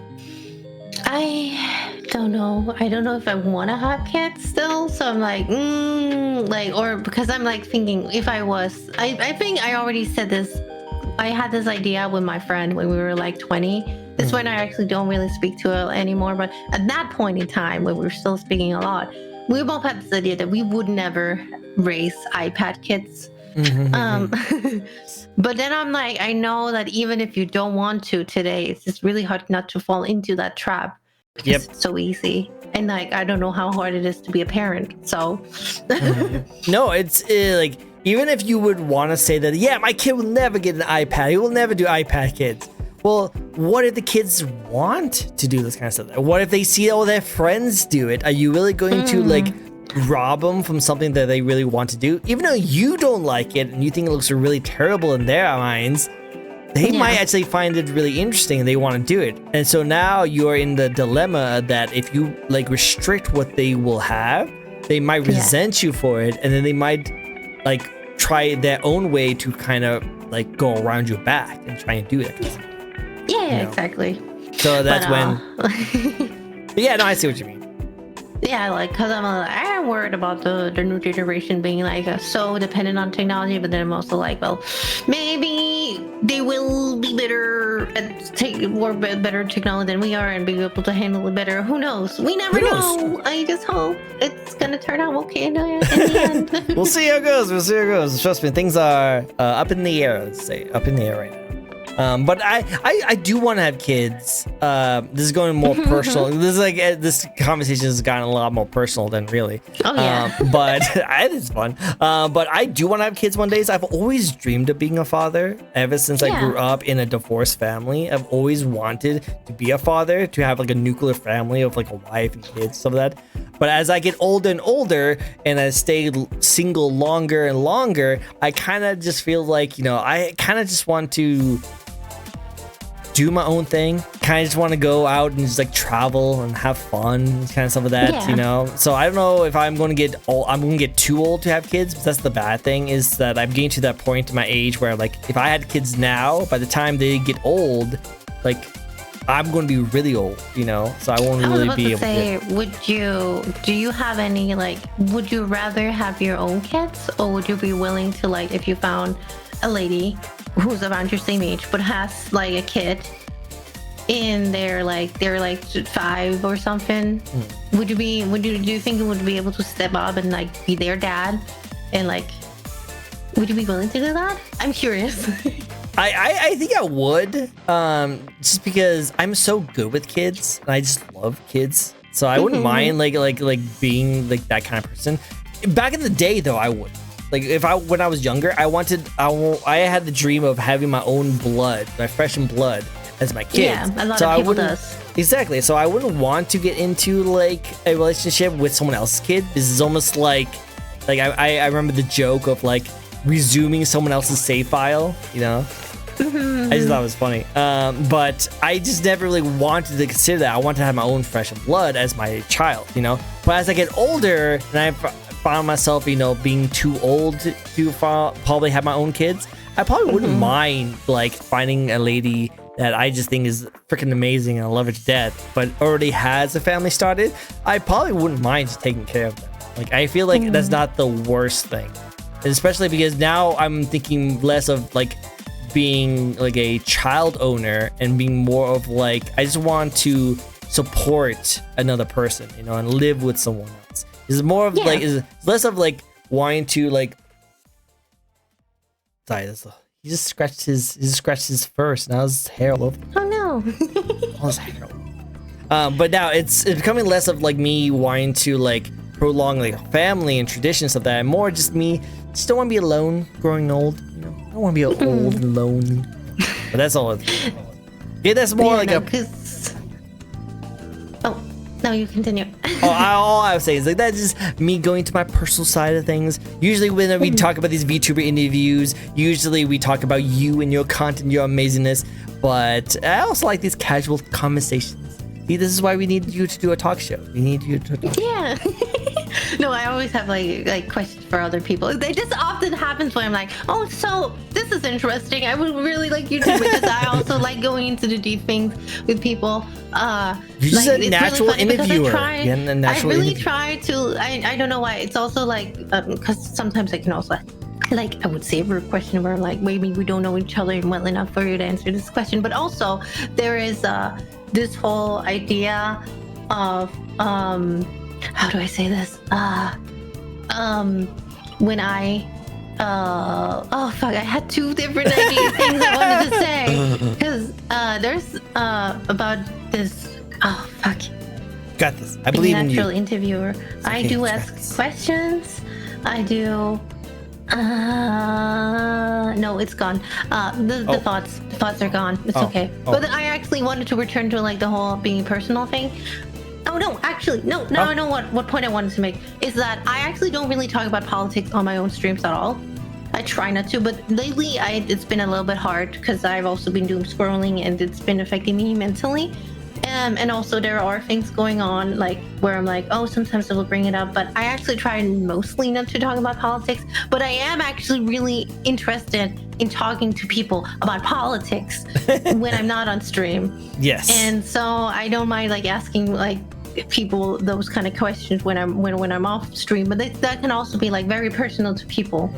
And I feel like some people are like, oh no, I don't want to talk about that. And then of course I'm respectful and they'll bring it up. But when we're talking about the whole kids thing also, because I am an adoptee, I have never been able to like be in the mindset of like, oh, I cannot take care of another human's child because I'm like, well, I know some people have like actually adoptees do actually have like very much tie like, oh, because I never had a real family, I want to start a real family myself, but I have never had that because I don't know what, like I feel like it's a bragging. I don't know. I've had very much love from my adopted family all like most of the time, so I'm like, yeah, they've been there to support. I've never had any like difference between me and my brother at all. So I don't see like the idea of like, oh yeah, family has to be blood. That's never been in my mind ever. So like I'm very open for both adoption but also like if I ever like I also have like a little bit of like the idea of pregnancy scares me a lot. So like if I ever wanted to be a mom, would I be able to give birth? Probably. I don't know. That's always a scary thing too. Like especially when like there's so many like technology and like medical stuff has hugely progressed in many generations. Back in the day, you always kind of scared because there's chances where like pregnancies don't work very well and like the mother will die from the pregnancies. So it's always terrifying to think about this kind of stuff. Now, luckily, as the years went on, pregnancies has become a lot more safer and more secured, so that it's a lot more like for sure that a woman's would be okay. And there's so much information of pre and after pregnancies that helps take care of like women, where they don't have to deal with it as badly as before. So I feel like it's not as bad as it was before. But I do see that like nowadays it's difficult to like afford one. I think that's what the big issue is. Oh yeah, like people can't really afford to have a child. No, it's easier to adopt one. You can't even afford to like be by yourself. Yeah, almost. I'm like, don't, please don't. Exactly. which is like that's what I'm like getting to that point of is like in my life right now is that I'm now becoming financially stable enough to own a house and be able to do that. So like I don't mind having those kind of conversations with the relationships. Like if I have a relationship with someone recently, I will always kind of let them know right off the bat that, hey, just letting you know, I'm not looking for flings. I'm not looking for things that are temporary. If we get in a relationship, I want this long term because I'm now in the stage of my life that I can afford these things and I would like to have something long term. So I'm looking for more of like loyalty over everything else, you know? While like some of my friends who likes to talk about relationships, they're still pretty young. So I always tell them that, hey, your relationship's goals are super different than mine. Your relationship goals are still like experimental. Like have fun, enjoy yourself, like hop between relationships, know exactly what you want in a relationship, you know? For me, I know exactly what I want in my relationship. So I don't need to have those like experimentals. So that's, unfortunately, that does make me stay single longer, because I know that some people don't want that. They still want to have some fun and stuff like that. I'm looking for something more serious, which makes me single longer. But I feel like if I do find myself like comfortable enough to be with someone, I'll be okay with staying with them for as long as I like, you know? That's good. That you know why I think that's really good and healthy. Well, it's something that I had to think about after many years, because I did all the fun stuff. I had all the fun. I did all the experimental stuff back in my college, you know? I don't need to do anything like stuff like that. I don't need one night stands. I've already had all that fun stuff. Now I'm kind of just looking for something that like I want to think about in the future, you know? Like right now I'm pretty stable. My house, not the most craziest of house, but I like my house. Yay! It's three bedrooms, 2 baths. You know, that's all I need. It's all good. 3 bedrooms and 2 baths. You got 2 baths. Nice. Yep, 2 baths, 3 bedrooms, and a garage.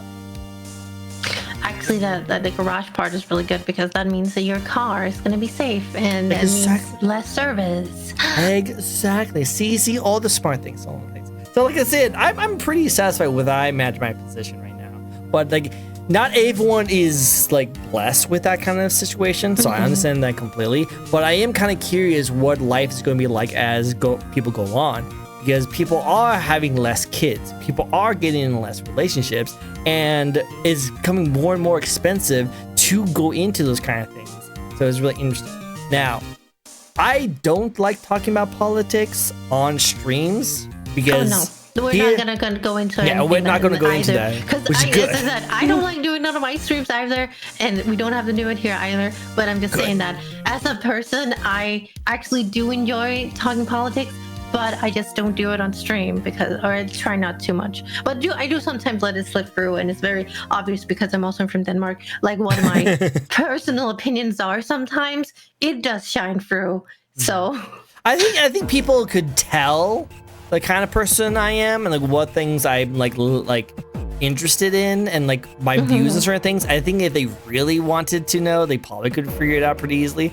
But I do try not to talk about that kind of stuff, because I just want to have fun on the internet. I want to like detach myself from the crazy world that we're in right now and just talk about anime characters and video games. Like, that's all I want to do. I don't want to talk about like how expensive everything is and how terrible life is going right now with wars that are super crazy, unnecessary, and all that fun stuff, you know? But we don't need to talk about that, guys. We don't need to talk about that. Yeah, fun stuff. Yeah, we don't need to talk about all that. Agreed. I don't typically enjoy talking about politics, especially because it's a hugely sensitive topic for many people. But when people are open-minded and not confrontational, it can be an enlightening experience. Would still never do that on stream. Yeah, never do it on stream. It's fun to have that conversation, as long as like it's actual conversation, you know?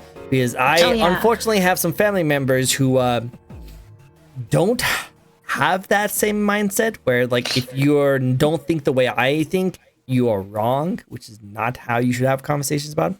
But yeah, no, I agree. Like, those conversations can be really interesting. Definitely like them. But not during streams. Definitely not. No, I actually was about to say, Mr. Maestro, I'm like, I actually, like, it's really interesting because we do have elections coming up in Denmark. That's also why I've been bringing it up sometimes, because it's like really frustrating because I don't know what to do.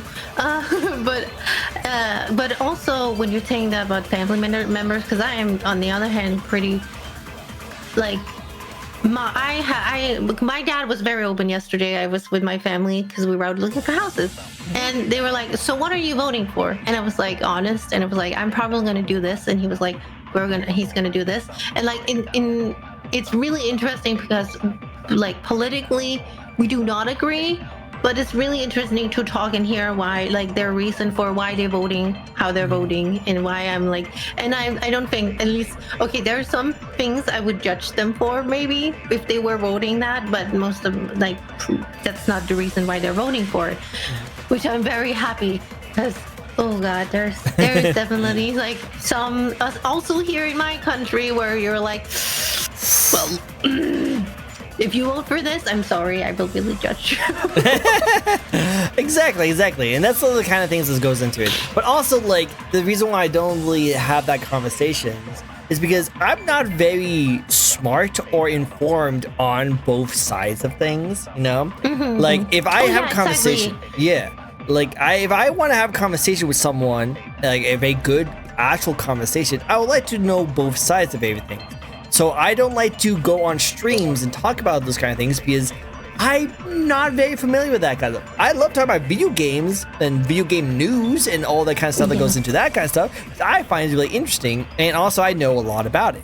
So I don't mind having those conversations when someone tells me like, oh, that's just rumors. I'm like, oh, well, fact check here, article here, boom. Are you sure it's rumors if it's right here? Like, I can have those kind of conversations. But when it comes to politics, I just can't. I just don't know a lot about that kind of stuff. So I just kind of refrain from talking about this kind of stuff because I don't know if I'm right or wrong. This is what I've been spoon-fed by all this social media that I've been getting. Oh yeah, by the algorithm. Exactly. Yeah. So I don't know. I think I'm right, but also I as someone who studied psychology for so long and sociology, everyone has their own side of the truths, and it's really kind of bad taste to tell someone they're wrong, even though we don't have the full story of if you're right in the first place. No, I very much agree with that sentiment. I didn't know you studied sociology. That's interesting. I did. Yeah, I got a minor in sociology and major in psychology. Oh, nice.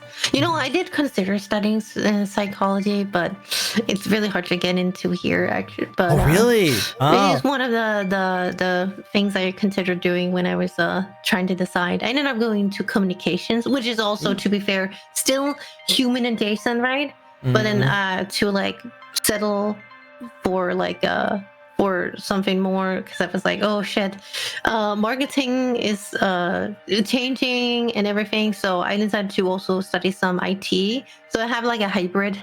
But now, to be fair, I ended up not using my degree at all. Yay! Yay! So like, I feel like if I had to like, now that it's been 5 years and I've been in content creation, I would definitely consider whether I would have to start from the beginning or just have to relearn a lot of new stuff, and like we'll find out what is actually like buzzing out there in the job market right now to like figure out what I want to do. I wish you luck. I wish you luck. I need to know. Yes. Well, hopefully I will be able to continue for a while, you know? Yeah, keep supporting her. Keep supporting her. If you guys haven't yet, go follow her. Hi, Deep. Hello, it's good to see you. Deep is actually a shark VTuber. Hello. Oh, I love that you're Deep Dennison. Yes. No, she's actually really cool. Yes. She's a super chill. Like, if you ever met a chiller person, she's like super chill. She's really good at Dead by Daylight. I was about to say, I'm really afraid of like the deep sea, so yeah, watch out for her. Would be a little, yeah. No worries. But I totally agree on that kind of situation. Is that like it's cool to like have a staple like job, but I think you're doing really well for yourself, and I think as long as you continue doing your content, keep innovating, keep trying out new things, and keep being consistent, I think you do a great job. But I will definitely say that if you definitely want to use your degree for something, I wish you luck. It's really difficult. But that's just in the States. I don't know what it's like in Denmark. I hope it works out very well. I still think that the whole idea is that you get skills more here, a lot more like, yeah, you have a degree, and that definitely changes like maybe your start wage. But I think more it's about like, oh, what skills can I take away? And I would say that one of the skills that is a really good skill is that I'm really good at learning new things, because you have had, as a VTuber, as a streamer, I've had to learn a ton of new things and programs and like concepts where you're like, oh, this technology is new. Okay, fine. How do I use it? Oh, this thing is new. I have to learn how to use this now and like adapt. And I'm like very happy that I'm like, oh, okay, this means that I am not stupid and I can do things and learn things, and that's probably one of the most important skills I feel, that I can still learn new things. Agreed. and feel like I can still learn new things. I agree. I think that's the best thing about you having your degree is that it helps you kind of like start learning new things with the information you already learned from. You know, like it used to be that a degree was supposed to guarantee you a job, but now it's becoming more of like just a tool set that you could use for your rest of your jobs. I still feel like you should have gotten a job from going to college, but whatever. But I do like that you still use the information to it. Like the job I have actually requires a degree, so I was actually able to actually use my degree. It wasn't what I was expecting to. I was trying to be a school counselor. I wanted to be a school counselor growing up. Yes. That's why I got a psychology. That fell through, and now I'm pretty much a salesman. I sell pretty much cars to people. So I still use my psychology degree quite a bit actually. I'd be surprised how many things you can sell to people if you know how they think. The trick, like the tricks of the mind. I have the tricks of the mind. You know? The work, I can't remember. It was like recently where I'm like, oh shit, this specific concept. I'm like, fuck, it works on me every time. Yeah, actually, it was the whole. There was actually the whole thing about looking at house prices and how like I'm like, fuck, oh my god, I'm literally falling for the 99 or like 98, where I'm like, fuck, they're really good at it. Like it's not. The 499.98. Yes. Yeah, it's your mind has to like round it up a little bit. Yeah, that's round it up. Like, oh, well, that's what's so much cheaper. It's only by like $2. It's not that much cheaper. Yeah. Well, because our brain automatically sees the first number first. You know, that's how we read. And a lot of times, like it also works with letters, like numbers. I mean, and like reading something. Sometimes, if you just know like the first two letters of a word and the last two letters of the word, you already can read it. So there's like some people who will like jumble up the middle words, like letters of the word, and you'll still be able to read it just fine. Oh yeah, your brain I really like that. I think that's so cool. It's really cool. That some people are unable to do that, but I can't remember the reason why. There are some people who have a really hard time with it, and I'm like, oh, interesting, because I think that it's like the human brain is so cool. That's what I love about it. I love learning about that kind of situation. That's why I love going to psychology. But yeah, the exact same trick that like people use to like be able to still read words, even if the middle part is the same trick that is used for like marketing, where like you see the $499.99 and you think it's cheaper than the 5,000 because you don't see 5,000, you see 4. But you know what's really interesting, and I saw this was I think it was do you know the game Peak? Played Peak I know before? Peak. Mm-hmm. Yeah, I think they said that they have priced like their pricing of their game is like based off of like they did some surveys or something, and they found that people would like still consider $8 like $5. Yep, exactly. Because they bought the minds like the minds will actually like automatically adjust it depending on what makes sense. So like it's not $9 because $9 is $10, but $8 is not $10 because it's too much, but $7 is like $5. You know? Yeah. It's so weird how we think. I love how we think, but we think very weirdly. It's really weird. Going back to what Chad was saying, I have to be in the mood to talk about it. I blasted all politics stuff out on my Blue Sky, but I have secondary account that I can check out when I want to keep myself informed. Yes. All the best. You know what? Actually, that's really, really smart. Well, actually, my problem is not my normal feed on my account because I don't interact with political stuff on my accounts, on my at least my Twitter accounts ever. My problem is my TikTok feed, which has like been my TikTok feed is like full of that, which is not my fault. I try to like watch this VTuber and video game stuff, but every now and then someone would be like, "Oh, hey, did you hear what happened to this one guy who did this one thing?" I'm like, "What happened?" No. And I watch it for a second. Then I watch it for a second. I'm like, "No." Hole. Yep, exactly. Yeah. Exactly. That's they know how to grip you. The algorithms they know how to grip you. So. All the best to you. I hope you all have to make your full time as long as possible. Agreed. Thank you, Mr. Maestro. It means a lot. Yep. I hope the best. Go follow her though. Go go support her. You can support her in two ways. You can support her in just as a regular content creator who just does a lot of funny, hilarious videos. And you can support her on the more of her like not safe for work stuff, which I was told by credible sources that it's really good too. Oh, what you were told by credible sources? Now I'm really curious. They wanted to remain anonymous. I put a lot of effort into that content actually, and it's and it's interesting to me that that now, and that's actually something weird. I don't know if you want to like the whole way that these two kinds of sides interact, because sometimes I will have people who come from that side over to my Twitch streams, and that's how they meet me first. But then they also join like the safe side, and it's like, oh yeah, this is nice. And then I have people who, and then of course there are people on the other side that never interact with that content at all. And like I will of course allude to it, but I also don't like, Twitch doesn't like bringing it up. But like we can talk about it like this. This is normally how we're talking about it also on stream, where it's like it happens, it's there, but you don't have to interact with it. And I have tried to like, sometimes they mix on my Twitter timeline, sometimes they don't. I'm still like, I would still consider myself a Vtuber even on Twitch since, because I still have the sexual themes like tag on, just because of how I am, how I present, which jokes I make. So I will still have lewdness, but of course like the lewd stuff is mostly on the other side. And like, and I will always be like, if you're not like, if you're really uncomfortable with it, you can also bring it up in my chat that you're like, oh yeah, this is not really mine. And I'm like, oh, okay, fair enough. I think that's really interesting, and we can actually have a conversation about that. Is that what is it like having like two different forms of audiences that sometimes intermingle with each other but are very separate with the kind of content you like to make? How is that? What's that like, you know?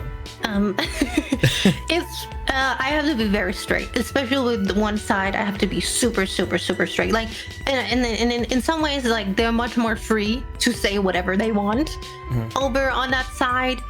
And then, but there's also really harsh boundaries. If they step over them, it's much harsher punishment than if they step over my feed on Twitch. Like, there's a much more warning system on Twitch. But if they come over from there and immediately accidentally forgets that they're on Twitch, they're very quickly reminded that no, we are here and now we're not that. We're not that. You know what, that makes sense. Remember where you are. You have to have like a very room, and it's really funny because some people are very like, you can feel the switch of some people, like, oh, and now we're on here and now we're not on here.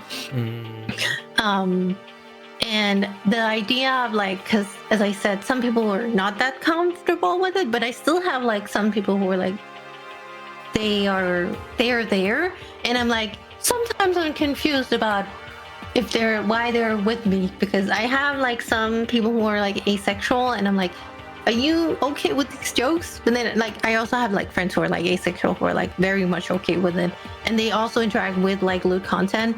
They're just not into like the real life equivalent, and like fictional stuff is really fine. But it's more like my viewers, where I'm like, someone was talking about how this is definitely not in their like normal like, this is definitely not normal, something they normally would ever interact with. And I'm like, well, that's interesting that you're still here. Still here, you're still enjoying it. Me too. You're confused me too. Because I don't want to make someone uncomfortable on purpose, you know. But yeah, the reining in two different audiences, and like, of course, like I am also, as I said, very sexual still on Twitch compared to other VTubers. So there are like people who will find me here and then also move on over to the other side. So they do crash and like intermingle, but then there are some people who are only on Twitch only. And of course, the sad thing is that there will happen things on the other stream that they will not really get the references to sometimes, which is a little bit sad. But then obviously I will also sometimes talk about my normal streams over on the other side, and there will be people who don't get the context, whereas those who probably get the most out of my content are the people who interact with both. Um, I can see it. No, 100%. It sounds like it's really, really difficult. I'm guessing. I think what really helps you out the most dealing with that is that strict kind of like line dividing the two. You know, like you need to be very clear with your communication. Hey, when we're on this side, you need to make sure that you can do this and only this. And when you're on this side, you can only do this kind of situation. And you need to have you probably have a good mod team that allows you to help like manage those kind of things. So I imagine it would be very difficult to like always keep track of those kind of things with the amount of views you usually get. So I hope you have a really good. It sounds like you do, but I have a really good mod team because I also have like I have specific mods too, because I also have mods who are never interacting with that content ever because I don't they don't want to, and I'm like, I'm not going to force them to like watch that content if they're really uncomfortable with it. That would be really weird. That would be, I feel like, illegal. That'd be really funny though. It'd be really funny. Yeah. It's like the person's over here like working on like homework while like listening to you, and you just hear moaning on the side. It's like, make sure Chad's okay. And that is apparently what some of my mods are doing, because I have mods who are like, oh yeah, I'm at work right now, but I'm still over with you on this side. I'm like, oh, okay. I hope you have a good day at work, because they can like interact with me or like be there, but they're there to make sure that that content is safe. But then when you move over to like the other side and they're also there, it's more strict because if someone comes in and starts saying something and it sounds like super how do I say this? I have instances where my mods will be a lot harsher than I am, which is good. You should. Having mods who are stricter than you is a good thing. Yes. Sometimes I will be like, oh yeah, I could let that go. But some of my mods are no, and like, you know what? Maybe that's for the better. Just because I'm okay with it doesn't mean that it should be. I should be okay with it. So, good job, but then mods. The other side, I'm like, I'm actually really, really strict when it comes to that side. Like, I have some people who come in and say like some wild stuff where I'm like, mods, mods, yeah, mods, take the shot. Yeah. I love it. Gotta keep them. Yeah, we gotta keep them safe. Because I mostly am like this also to make sure that the people who are there are also having a good time. You know. Like that's the thing about being a content creator on both those sides. That you're trying to be entertaining on both sides. And on one side, you have to be a very specific kind of way of entertaining, while the other one's a little bit different. So having a good mod team to help manage that, to not only make sure that you're safe, but also making sure that Chad can still be entertained and have fun, you know? While one person might be trying to like do something that's not very pleasant, it not only will be uncomfortable for you, but also be uncomfortable for the people who are trying to enjoy themselves there too. Yes, 100%. So good job, Rock. We love the good mods. But I will also say that I can be very blunt. Like if someone is making me uncomfortable with saying something they shouldn't, I will definitely be like, no. I can be very rude actually when there is someone who actually does something. And usually my reactions are usually not for myself. And that's also the biggest problem, is that people can say things to me that I probably don't think it was probably very mean-spirited.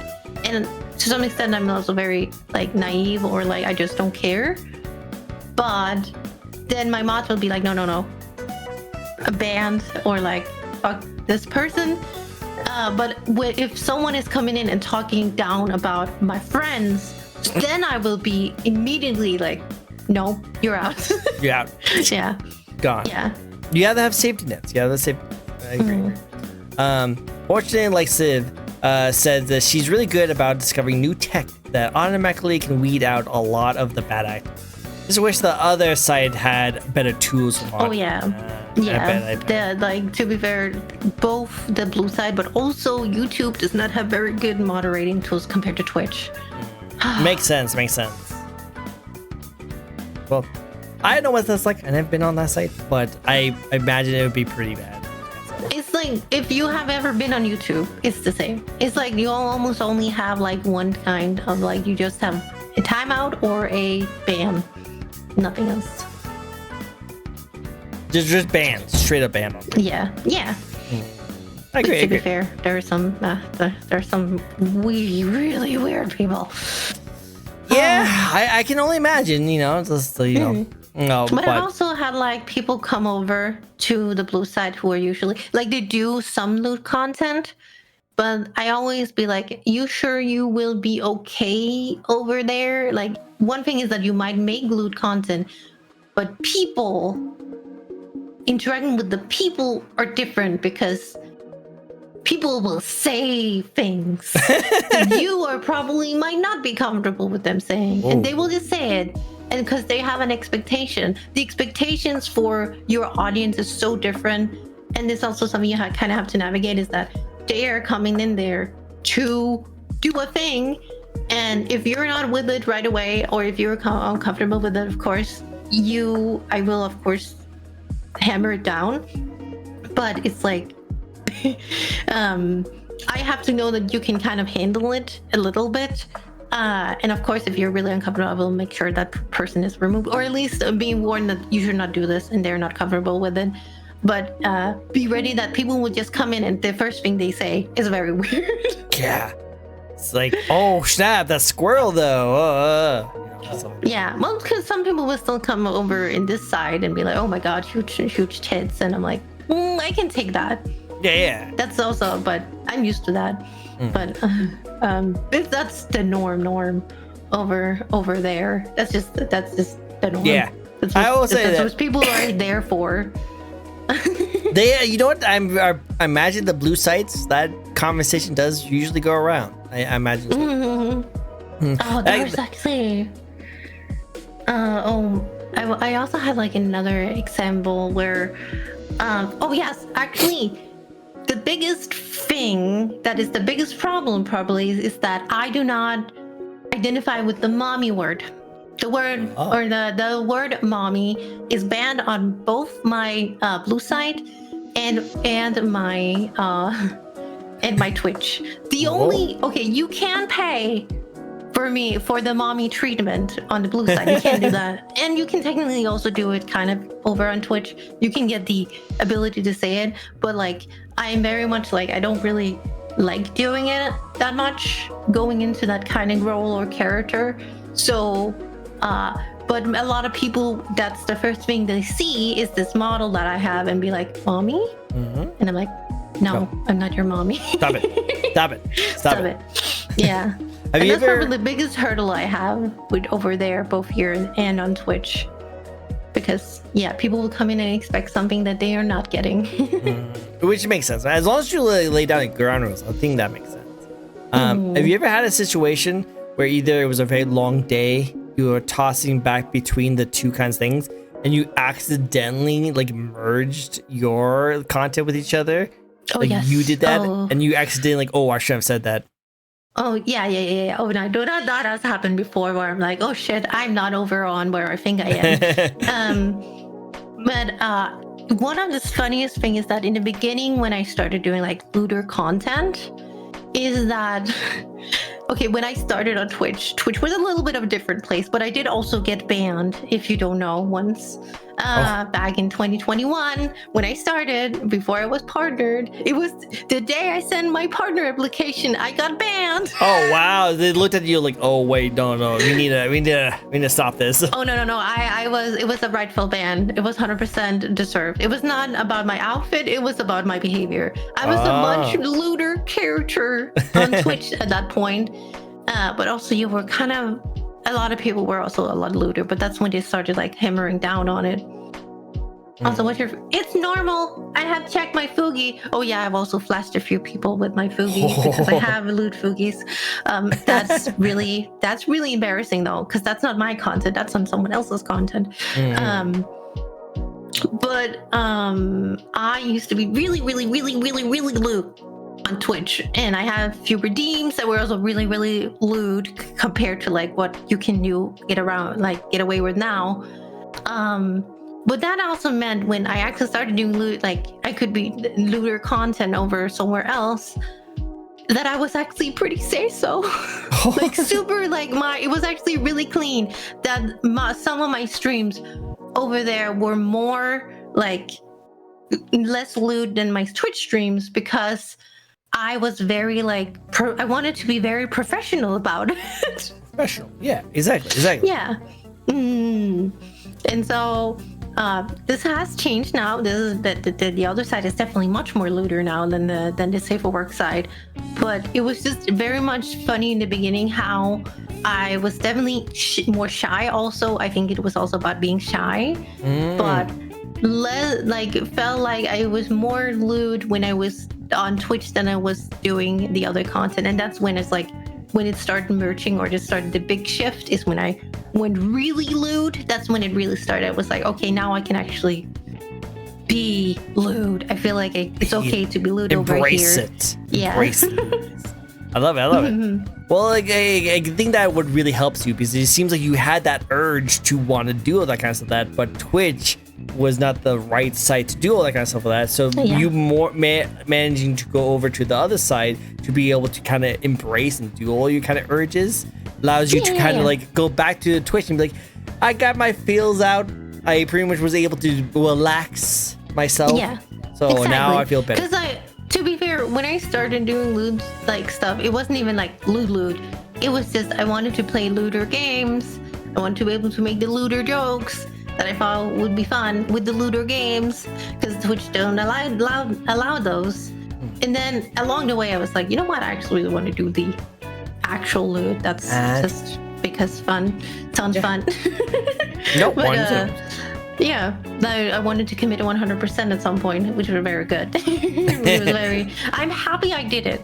But that's also when as I said, I was like, oh, I kind of got either a conflict between this content and Merryweather kind of started existing. Because to be fair, my model mom is a loot artist, so it's not that the company didn't have loot. Like they had like adjacent lootness, of course. They have a whole Patreon dedicated to loot, but they wanted to start getting more like corporate, meaning if they want sponsorships for everyone or sponsorships and stuff, you just can't be loot. Yep, really. You're not wrong. You're not wrong. That's why you kind of have to kind of separate the two, you know. But what was Rock saying? Has a lot of really good tools and features to protect the streamers and communities. Some people just want to watch the world burn. I'm the Joker, baby. Yes, that's true. That's true. There's not. But for me, I feel like there's a big difference between people who are trolls and hateful and people who are just really horny. Yeah. You know, sometimes they intermix. Sometimes they need to be separated. So Yeah, no, I'm sorry, I'm some crazy, or I'm like, because I don't interact with someone, they would be like, okay, now I hate you. I'm like, okay. Oh, that's that parasocial kind of aspect. That's the parasocial aspect. That's what you guys have to watch out for that. But some people take it way more seriously than it is. You know, I imagine the normal way of doing it is just going onto the blue side, get your rocks off, and then move on with your day. And then when you're people who are just like, that's it. Bye bye. Yep. Just peace. I'm out. I got my work done. I'm out. And then they go check out your Twitch and be like, oh, hey, you're streaming. Oh, cool. I can like put you off to the side and listen to some funny stuff while I work on a few things. I feel like that's like the normal reaction, right? That's like the normal. Yeah. But it's really interesting actually, because the way where you also talk about how it merges is that the type of content you do, because I talked to this with a friend that your content is kind of interesting because you kind of treat your loot stream sometimes as if they are a Twitch stream because you're trying to be entertaining, right? I'm trying to be an entertainer more than just the loot person, and especially because I do actually do like gaming content where it's not a loot game, it's just gaming. I play Elden Ring. I play I do call-ups with people where we're playing French Slop. but it's not, it's not inherently a lewd game. We just make it lewd, which I think is fun, where it's like, oh yeah, this is technically just Twitch content, but on a lewd side, where that's where also it kind of mixes, where I'm like, oh yeah, because sometimes I'm like, I don't have time to play all the games I want, so sometimes I'm like, you know what? I'm just gonna play this game over here instead. I was playing. Then we had, yeah. I've done that a lot with, like, for example, I really like playing Helldivers, but I'm like, oh, I also have to play all these other games that are trendy right now. So I'm like, well, if you want to see me or want to join me for some community Helldivers, I'm over here. I'm over at this location. It doesn't have to worry about algorithms. But that also makes it my content like very not different, but I do know some people who are, the way they make their content is very focused only on, we're lewd, and it's all about it's all only the business. We have to do the business. Yeah. Has to be the business. No funny business. Only business. No, I am very much a silly person, and it also it's you see my content. I'm a little bit silly. Yeah, and I also put that personality into my new content, because and we love your new content. Your content is great. I think there's nothing wrong with it. I think people keep on enjoying it. It's just different than what some people expect, but I think the people who do stay and enjoy your content are the people who like both sides. I think that's really good. Some of it comes from cultural differences. Definitely can see that. EU has a much more open culture to lewd topics and can be maturely handled them. Americans is really varies on the individual. You're not wrong, 100%. United States sees like sexual stuff as a taboo still. Like there's still a lot of taboo when it comes to that kind of stuff. That it's a lot more open than it is back in the day, but it's definitely not as expressive out compared to like places around the world. One guy who once came in and said that I needed Jesus. You need Jesus in your life. You need Jesus. Like, why are you here? Like, why are you on this side in the first place? Like, I don't you had think to make an you should account. be here. I think you need Jesus, apparently. Exactly. It's like a dude. I think you're in the wrong place. I think you need to go to a completely different side. This is not the blue side you should be going on to. No, I feel like it's so funny when people come in and like, especially as Erex says, because I'm European and I'm from a country which is very sexually liberal.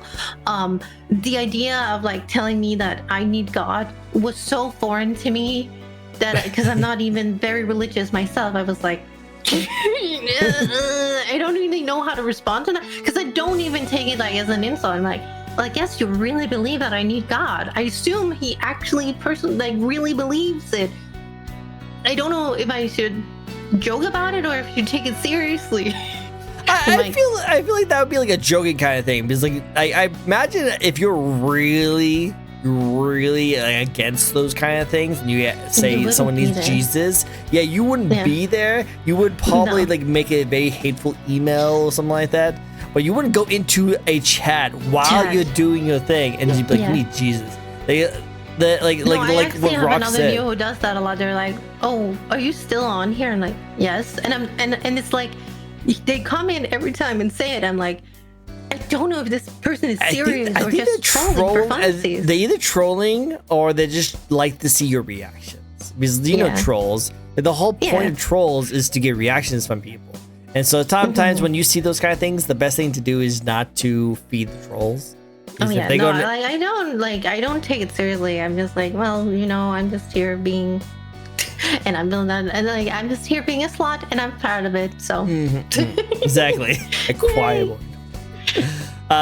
But with that said, wrapping up, we actually were able to get a lot of really amazing conversations done. I actually love talking to like previous guests, because instead of just going through our like normal questions, we can actually have more of like a fun talk show where we just talk about random things, reminisce of old times, talk about what's new, and then just have a good conversation. Like I said, Siv, I haven't talked to you in a very long time, and I remember how great it was. Thank you so much for introducing me to most of your content throughout the many years, and still being, I would say, a friend even to this day, because I think it's a really pleasure to talk to you. every now. Oh, thank you very much. No, I've had such a good time. Like, Oh. I'm like, oh yeah, this is an interview, and I'm like, oh shit, I have actually. I feel like I'm like, oh no, have I asked too many questions of you? Nope. I guess I'm. It's a lot of fun. Actually, a lot of people don't really ask me questions, which as an interviewer, sometimes I love being asked questions. So I love being on talk shows and like having questions be asked me. Sometimes when it gets personal, because I just like, I'm an open book. I don't mind talking about it. I'm a very honest person too. I will always be like very honest because I just don't like lying. I'm not good at lying, so I rather just tell the truth, and it usually makes my job so much easier. So much easier. So when usually someone asks me a question, I'm usually pretty honest with them. And I like being asked questions. So I don't mind. You can ask me as many questions as you like. I'm more than happy to answer each and every one of them. As long as it stays within TOS. But I'm usually pretty okay with a lot of them. So yeah, it was a fun time. I had a blast hanging out with you. Now I do have one more final question to end off a little stream for, because I asked this question to every single person, and it has not changed. I asked you this question a long time ago. So I'm going to ask you this question again. Any advice you'd like to share to inspiring VTubers or fans watching you today? If you have a... Oh, wait. Oh, shit. Where do I start? I have so many ideas. Because I think I can't remember what my last interest, because I think I would definitely not start out the way I did, which is just not knowing anything. I was kind of just thrown in there to the wolves. I would always recommend people maybe doing small streams first, because I did my first stream as my debut. I never recommend that to anyone. It was kind of a disaster. It was a scuff disaster, but at the same time, it was fun for the people who were there. But that's definitely an advice. I would always practice streaming. If they want to do a proper debut, you can also just start streaming. To be fair, you can always just start streaming. Just do it. And then of course you will learn the way. Yeah, just do it. And I actually want to say that's also where I was about to go with my next advice, or like the advice was like, just do it. If you have an idea or like a gut feeling you want to follow, do it. Like, that's how I know where I am now. I'm like, oh yeah, I don't want to be I don't want to be in this corporation, and I want to be independent. I do it. We do it. And of course there's like different ways you can get there, but talking nice to people always helps. Yeah, I agree. Talk to just be a regular conversation. Just don't be weird. Just talk to someone and be cool with them, Now, if you're gonna reach out to someone, don't start drama, please. Yeah, don't start drama. Yeah, like, hey, I heard you did this one thing. Actually, what? It's like those people who say, "Hey, I heard you did that one thing," and that's how they start the conversation. It's like, who starts a conversation like that? We just sat down, Yeah. No, I hate rage bait like content. I know it does really well, but please. I'm like, it's gonna at some point come back to bite you, I feel, if you start out like that. So I would definitely not follow that path. And I do believe that people can change. Of course, you can think this is fun in the beginning, and then you decide to do something different, which is good for you. But I'm like, I wouldn't start out by doing drama. Like, I'm always very conscious about I joke about how I got banned from Twitch back when I started, but I actually take it very seriously that I got banned, and I'm like, I would never encourage other people to get banned, even though people are saying, oh yeah, you can use it for drama and cloud. I'm like, that didn't happen because I wanted it to happen in that moment. It was one of the most terrifying things that happened to me. And I know, I can't remember who has talked about it before, but the anxiety of getting banned again is not something you joke about, because people are like, oh yeah, you can just you're gonna come back, you can get banned and just come back. Not necessarily. You never know if your next time is gonna be if you're not big enough, obviously, because Twitch is kind of a hypocrite about it. But if you're not big enough, you don't get back. You're just out. Yep. And that sucks. So I would definitely never recommend that you try to get yourself banned on purpose. I 100% agree on that, because you're not wrong. They do prioritize on bigger content creators, because those are the people who are bringing in the revenue. So when they look at they usually when they ban you, like my tinfoil hat theory is that they probably look at your numbers, how much revenue you bring in, and then dictate how long a ban is depending on that. If you're not making any money for Twitch and you have done something really bad, you're going off you're just done. You're just gone. You're like they're not losing out on anything, and all they're doing is that they are making sure you put a nice standard on our content. You know? Yeah. Exactly. Oh yeah, Eroc's advice is also really good. Don't think about expensive setup. Actually, that is also under like me starting out. I was lucky to have like a really expensive model and stuff, but that also when I had to buy my stuff back, it was really expensive to buy my model back and stuff.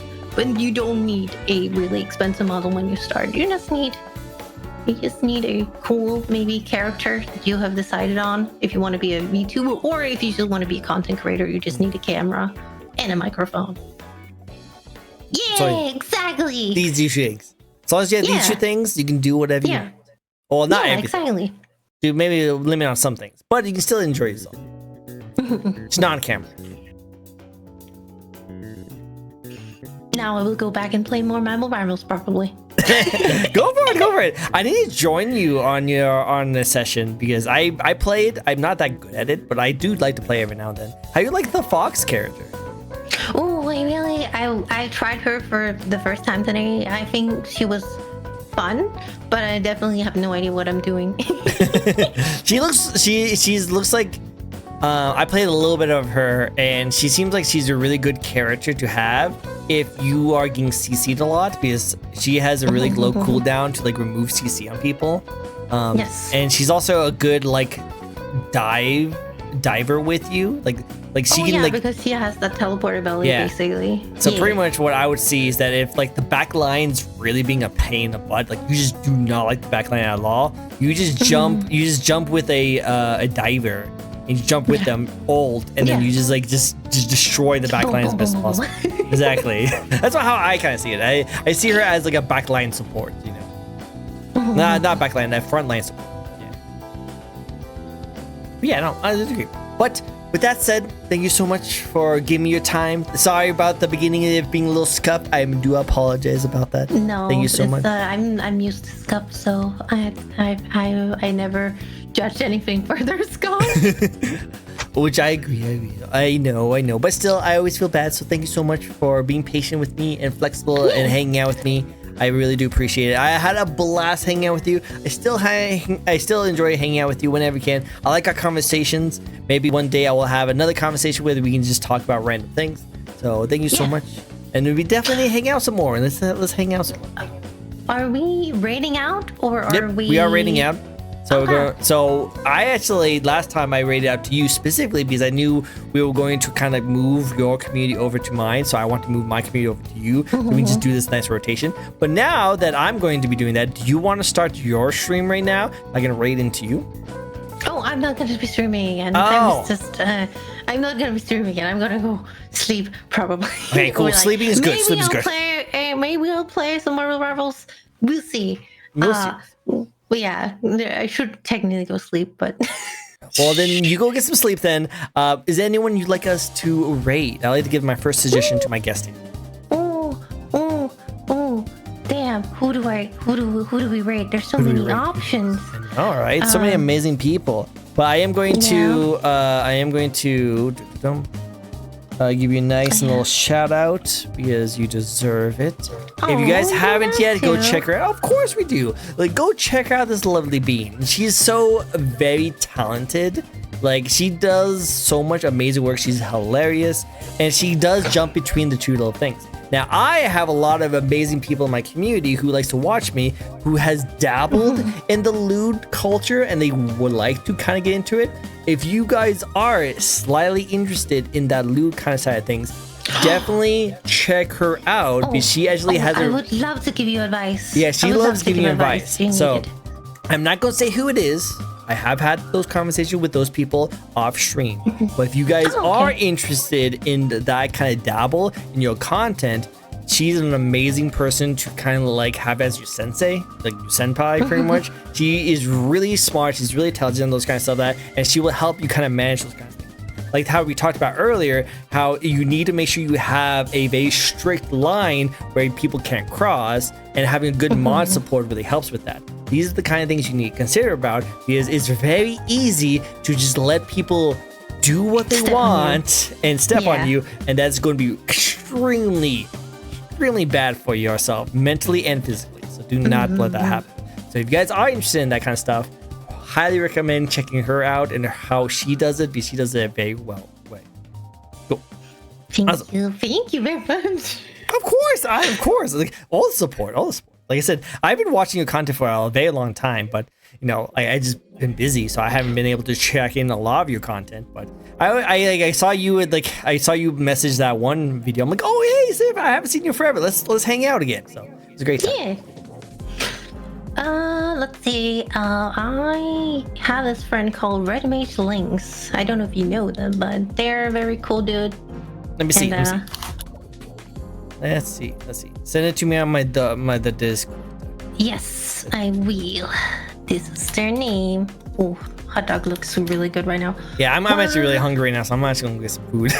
I don't know why I accidentally started like writing the raid message. Oh my god, why won't you copy the name? It's kind of funny because you actually have the mad like toggle on right now, and you're like so mad about something. Like, why can't I figure this out? Yes. Cool. There we go. I got it set. Awesome, perfect. Let's get this. Let's support another amazing content creator. Let's get this started right now.